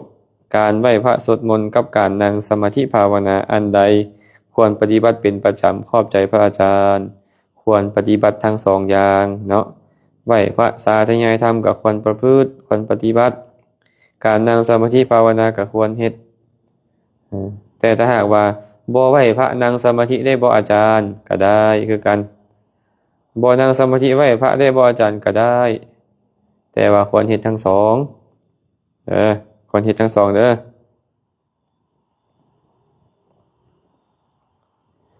ดึงหลวงชมพูน้อมกราบพระอาจารย์เขาน้อยขอโอกาสถามมีพ่อค้าซื้องัวควายมาหาเขาน้อยอยากให้เขาน้อยเอารถไปแก่งัวควายให้ถ้าเขาน้อยไปเป็นการส่งเสริมบ่พระอาจารย์อนุเคราะห์เขาน้อยเด้ มีพ่อค้ามาซื้องัวซื้อควายแล้วเขาน้อยไปแก่งัวแก่ควายให้เขาน้อยจะเป็นการส่งเสริมบ่ก็เบิ่งที่เจตนาเฮาและการส่งเสริมหรือบ่ส่งเสริมคันเฮามีเจตนาอยากให้เขาเอาไปฆ่าอันนี้ก็เป็นเจตนาบ่ดีแต่ถ้าหากเฮาใส่ใจแค่ว่าเฮาจะเฮ็ดหน้าที่ทรงเท่านั้นบ่ได้คิดว่าจะให้เขาเอาไปฆ่าไปแกงหยังเลยอันนั้นก็ยังบ่คันมีโทษเนาะแต่ว่าอันนี้ก็ต้องสังเกตใจเฮาให้ดีๆเด้ส่วนหลายเฮาก็ฮู้อยู่แล้วว่าเอาไปแล้วมันจะตายมันก็จะเข้าข่ายการส่งเสริมได้เคยมีเรื่องราวหนึ่งเกิดขึ้นในสมัยพุทธกาลมีแม่ออกผู้หนึ่งบรรลุโสดาบันตั้งแต่อายุ7 ปีภายหลังมาแม่ออกผู้นี้ไปแต่งงานกับนายพรานที่ต้องล่าสัตว์ซุมื้อนายพรานก็สั่งเอาธนูมาเอาดาบมาเอาปืนมาและเนาะนายพรานก็สั่งเมียเป็นพระโสดาบันเมียก็จัดให้แล้วเนาะจัดข้าวจัดน้ำให้จัดปืนพาหน้าไม้ให้แต่ว่าเมียนะก็บ่ได้คิดว่าขอผัวจงเอาไปฆ่าสัตว์เลยบ่ได้คิดแค่ว่าเฮาจะเฮ็ดหน้าที่ของเมียก็คือเฮ็ดตามผัวสั่งเท่านั้นพระพุทธเจ้าก็เลยบอกว่าปานิมหิเจวโนนัสสะหะเรยะปานินาวิสังนาพนังวิสมันนเวตินะแปลว่ามือของบุคคลผู้บ่มีบาดแผลนำยาพิษไปยาพิษยอมบ่ซึมเข้าไปในมือของผู้มีมือที่บ่มีบาดแผลนั้นฉันใดบาปก็ยอมบ่มีแก่ผู้บ่กระทำนัตถิปาปังอากุปพะโตเพิ่นว่าเนาะอันนี้เอาไปพิจารณาเอาเด้อคันว่าบ่เฮ็ดได้ก็ดียันจิตใจเสียหายเนาะคนเที่ยวป่ากราบพระอาจารย์ขน้อยเมสีบ้านห้วยกะวะฟังธรรมอาจารย์อยู่เด้อเจริญพรอนุโมทนานำญาติธรรมบ้านห้วยกะวะเมืองหินบูนเนาะอย่าลืมเด้อญาติธรรมเมืองหินบูนวันที่21ฮอดวันที่24นี่จะมีการปฏิบัติธรรมอยู่วัดป่าศรีลำดวนบ้านเราหลวงเมืองหินบุญนั่นแหละเนาะวันที่23ก็มีการเททองรอพระพุทธรูปนะผู้ใด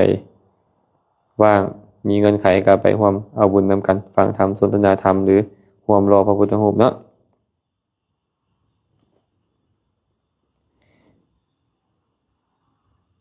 แม่นบ่นี่ไวว่าอาตมาอ่านบ่ค่อยออกเด้อน้อมกราบนมัสการพระอาจารย์แซมขอถามแหน่โยมแม่เพิ่นถวายผ้าสีหมากข้อนี่คือสีไม่ดูขาน้อยคุมนี่ผิดบ่ขาน้อยอันนี้บ่บอกว่าถูกหรือผิดบอกแต่ว่าพระพุทธเจ้าห้ามพระนุ่งผ้า8สีนี่8สีคือหยังใด1สีเหลือง2สีเขียว3สีแดง4สีส้มภาษาไทยเขาว่าสีแสดภาษาลาวแปลเป็นสีส้ม 5. สีชมพู 6. สีบานเย็น 7. สีดำ 8. สีขาวคัน8สีนี่นะนุ่งบ่ได้เนาะนุ่งบ่ได้หากเป็นสีออกโทนเขียวน้ำเงินเป็นต้นสงเคราะห์เข้าในสีนิลเป็นว่าสีเขียวนั้นทั้งหมดเว้นจากสีเหล่านี้สีอื่นก็สามารถใช้ได้นะบ่ผิดหยังเนาะกลับไปพิจารณาเอาเด้อนารีน้อมกราบนมัสการพระอาจารย์สาธุเด้ออนุโมทนาบุญนำ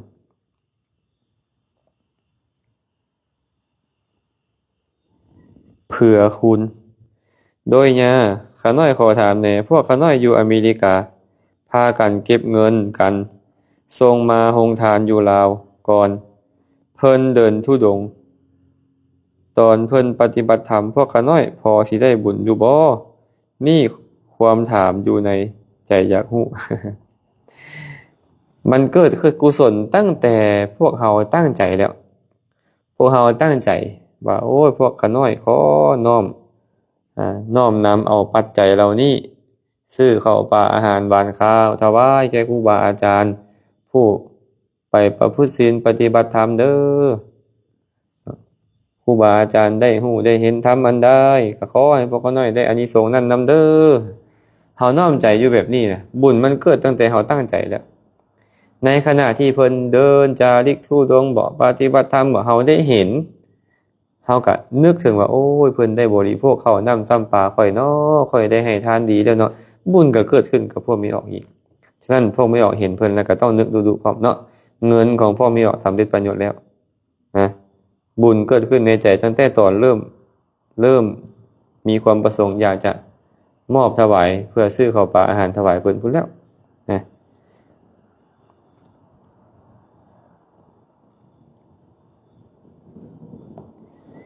กราบนมัสการแน่ขาน้อยขอถามแน่คนที่ตายไปจิตของคนนั่นสิไปอยู่ไสขาน้อยคนที่ตายไปจิตสิไปอยู่ไสตอบได้หลายแง่เนาะหากพระอรหันต์ตายจิตดับบ่มีการเกิดอีกบ่มีปฏิสนธิอีกนะถ้าหากว่าพรหมพวกอสัญญีตายจิตกระดับ500มหากัปยังเกิดขึ้นอีกแต่ถ้าหากคนนอกนี่ตายแล้วจิตก็จะมีการเกิดขึ้นเลยเอิ้นว่าปฏิสนธิแต่จะปฏิสนธิเป็นอย่างอีกเรื่องนึงบางครั้งปฏิสนธิเป็นสัตว์นรกบางครั้งปฏิสนธิเป็นสัตว์เดรัจฉานบางครั้งปฏิสนธิเป็นเปรตเป็นอสุรกายบางครั้งปฏิสนธิเป็นมนุษย์ในท้องคนบางครั้งปฏิสนธิเป็นเทวดาอันนี้แล้วแต่เนาะจิตของคนจะบ่ลอยไปตามอากาศคือพวกเขาเข้าใจได้จิตดวงสุดท้ายเอิ้นว่าจุติจิตคือดวงตายนะเกิดขึ้นดับไปแล้วปฏิสนธิต้องเกิดขึ้นทันทีตายแล้วต้องเกิดเลย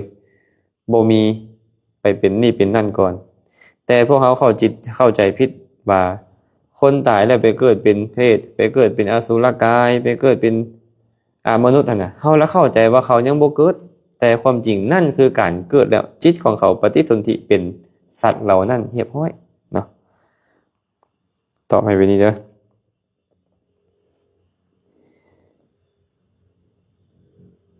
ชื่อว่าอะไรเนี่ยไอรอยปะ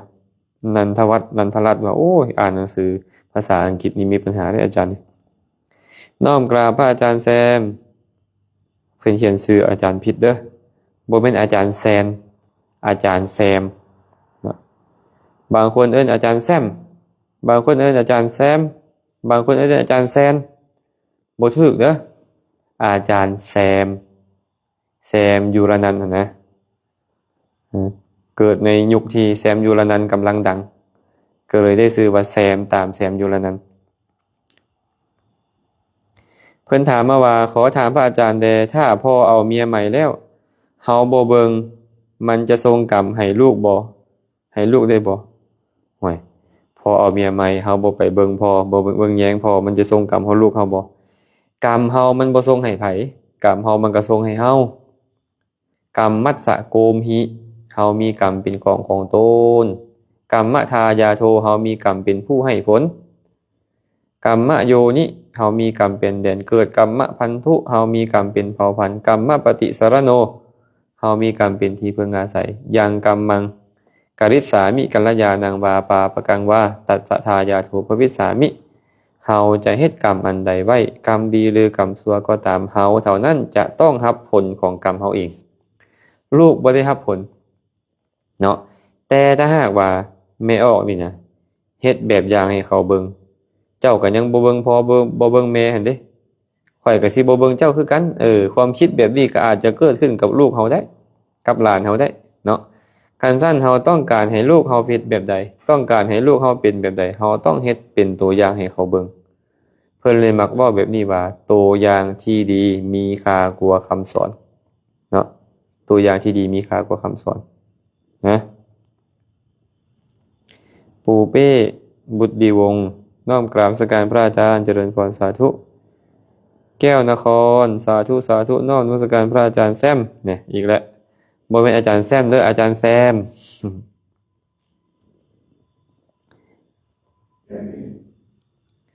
ยูยี่พรสวรรค์พรหมสวรรค์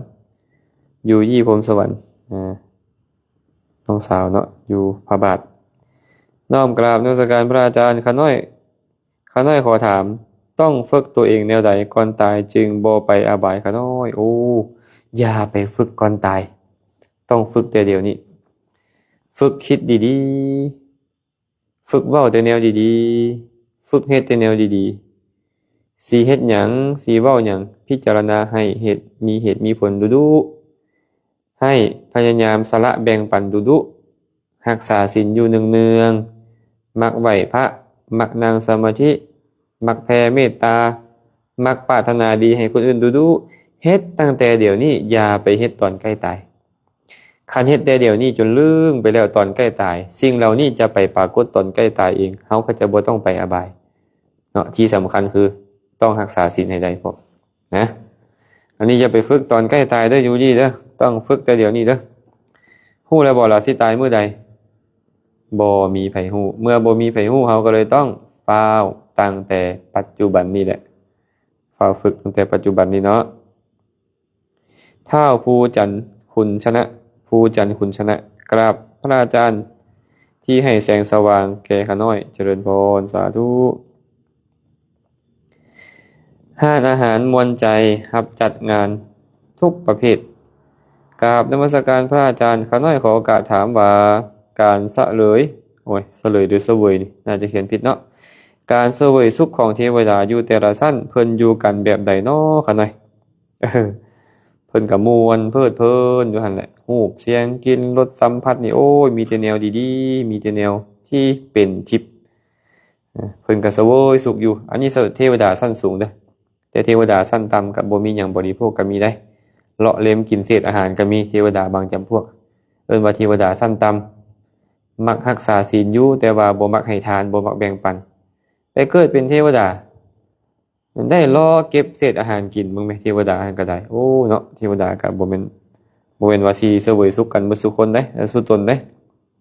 ชั้นเทวดาอยู่แต่ละชั้นนี่นะอาหารก็เป็นทิพย์รูปเสียงกลิ่นรสที่เพิ่นเห็นเป็นทิพย์ทั้งหมดขอบม่วนเบิกบานเนาะเพิ่นก็มีแต่ม่วนแต่ซื่นอยู่เทวดาบางตนก็ลืมเฮ็ดบุญต่อตายแล้วก็ตกนรกก็มีตายแล้วมาเกิดเป็นสัตว์เดรัจฉานเป็นต้นก็มีฉะนั้นเด้อคนร่ำคนรวยในโลกนี้เสวยสุขใส่ของดีกินของดีอยู่ที่หรูสันใดเทวดาก็ฉันนั้นแต่ว่าปราณีตกว่านี้เป็นหลายพันหลายหมื่นเท่าและอายุอย่างต่ำ9 ล้านปีขึ้นไปเนาะ9 ล้านปีขึ้นไป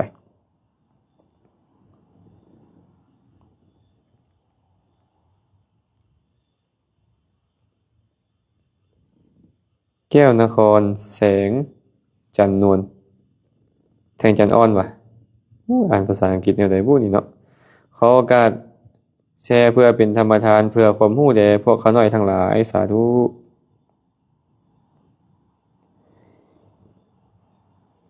เกียรติว่าดีอินทิสารเนาะกราบนมัสการพระอาจารย์เขาน้อยมีคำถามเป็นหยังปฏิบัติธรรมมาหลายปีอยู่ๆมีองค์ลงเป็นย้อนหยัง แสดงว่าปฏิบัติธรรมบ่ถูกที่นี่นะจิตใจของพวกเราข้าหากมันอ่อนแอ มนุษย์มันก็สามารถที่จะมาแทรกได้เนาะถ้าหากว่าจิตใจเฮาบ่อ่อนแอจิตใจเฮามีสติมีสัมปชัญญะอยู่เนืองๆจิตใจดีอยู่เรื่อยๆนี่นะมีศีลมีกัลยาณธรรมบ่มีองค์ใดมาลงดอกเด้อนั่นแสดงว่าพวกเฮาปฏิบัติธรรมบ่ถูกเนาะต้องเข้าไปหาครูบาอาจารย์ไปสนทนาวิธีการประพฤติปฏิบัติใหม่เด้อบางทีเฮาก็ว่าเฮาปฏิบัติอยู่แต่ว่าจิตใจเฮากับอ่อนแอลงมนุษย์มันก็สามารถควบคุมเฮาได้แม่สลาดน้องแตงโมญาติธรรมทางหินบูนน้อมกราบนมัสการพระอาจารย์ข้าน้อยขอถามแน่คนเป็นหยังคือมักไปทำบุญแต่มื้อวันศีลหรือว่าได้บุญหลายก่อนมื้อธรรมดาบ่ข้าน้อย โอ้เนาะสมัยก่อนนี่นะวันศีลมันเป็นวันหยุดเขาหยุดฆ่าสัตว์เขาหยุดเฮ็ดเวียกเขาก็เลยมักไปให้ทานมักไปสมาทานศีลไปรักษาศีลอุโบสถกันเนาะฉะนั้นวันศีลจึงเป็นวันหยุดนะวันที่ทุกคนควรมีศีลเป็นวันพระทุกคนต้องเฮ็ดตัวเหมือนพระสมัยก่อนไงบ่แม่นว่าไปเฮ็ดบุญวันศีลได้บุญหลายบ่แม่นเด้เพิ่นบอกว่าจังซี่เด้อกินท่านสร้างบ่มีเลิกขาร่ำวันบ่มีศีลอุโบสถหรือว่าวันศีลน้อยมโนใสแจ่มแจ้งกุศลบ่มีเว้นบาง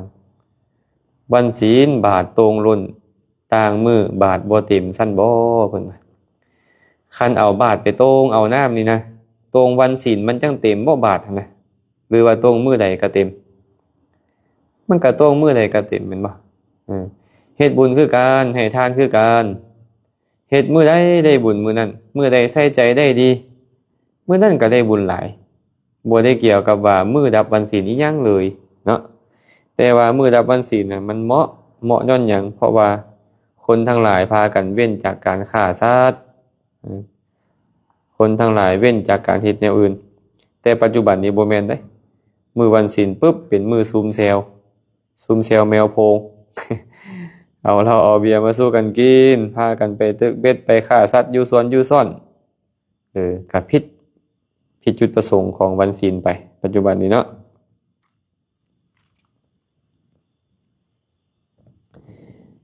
ชิริน่าไม่ออกนกสาธุขออนุโมทนาบุญนำอาจารย์เด้อเจริญพร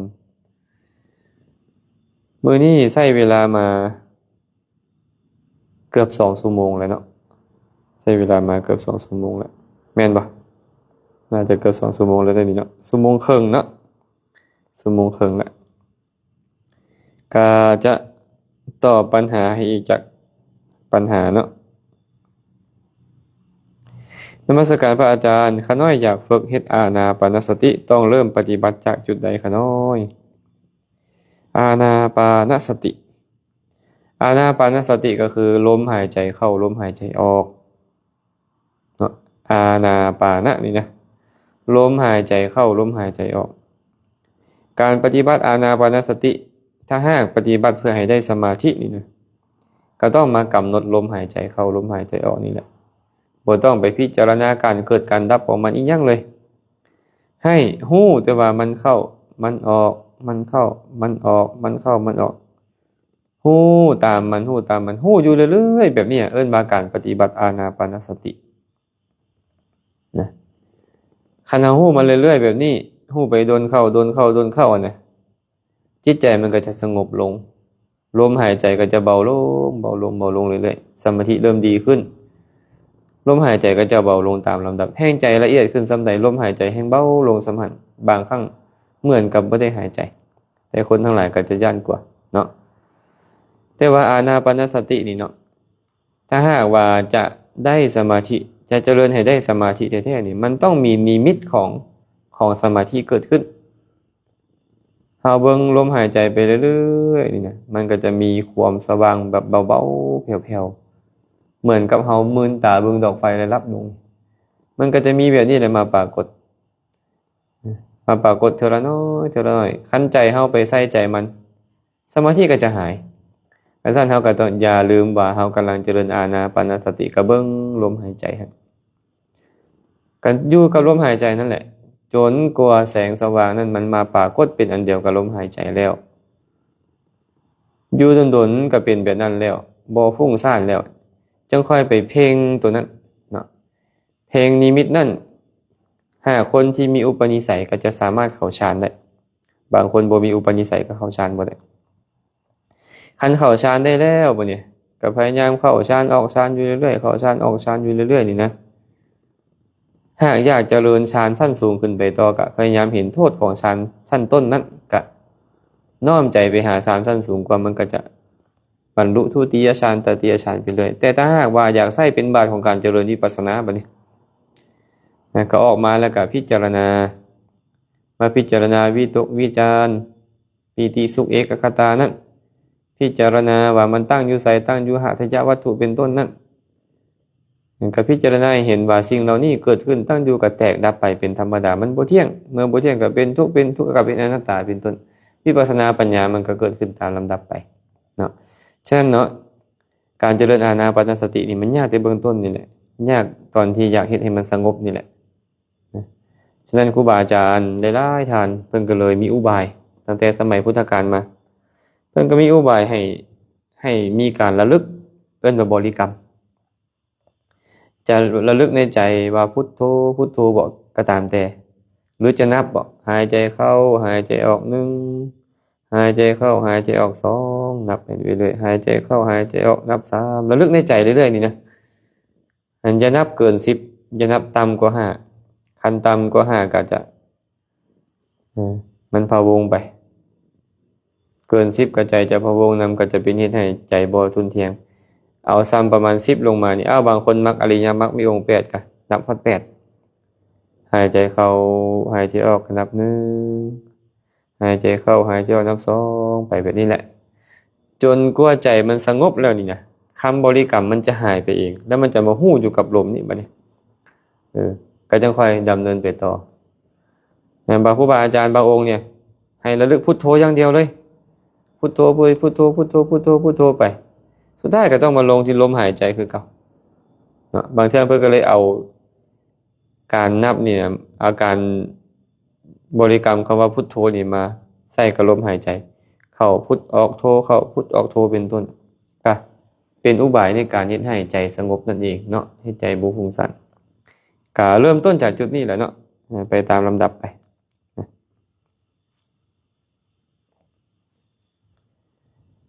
จันทธรรมภิกขุนมัสการขอสอบถามครับอาหารบิณฑบาตที่เราได้มาสามารถนำไปใช้หนี้สงฆ์เป็นคฤภัณฑ์เช่นไม้ได้ไหมครับความจริงแล้วได้หมดเลยนะครับหากมีคฤภัณฑ์ก็เอาคฤภัณฑ์ใช้หากไม่มีคฤภัณฑ์ก็เอาภัตตาหารใช้แล้วก็คิดจำนวนราคาเอาสมมุติว่าเราเอาเตียงของสงฆ์ไปใช้เตียงของสงฆ์นี่มันราคา 1,000 บาท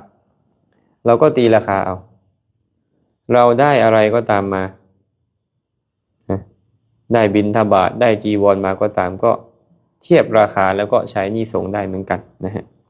ถ้าหากไม่มีเลยถึงแม้ว่าจะใช้แรงไม่มีข้าวไม่มีจีวรไปใช้หนี้สงฆ์เป็นต้นก็ใช้เรี่ยวแรงได้กวาดลานวัดล้างห้องน้ำเป็นต้นก็ตีราคาเอาได้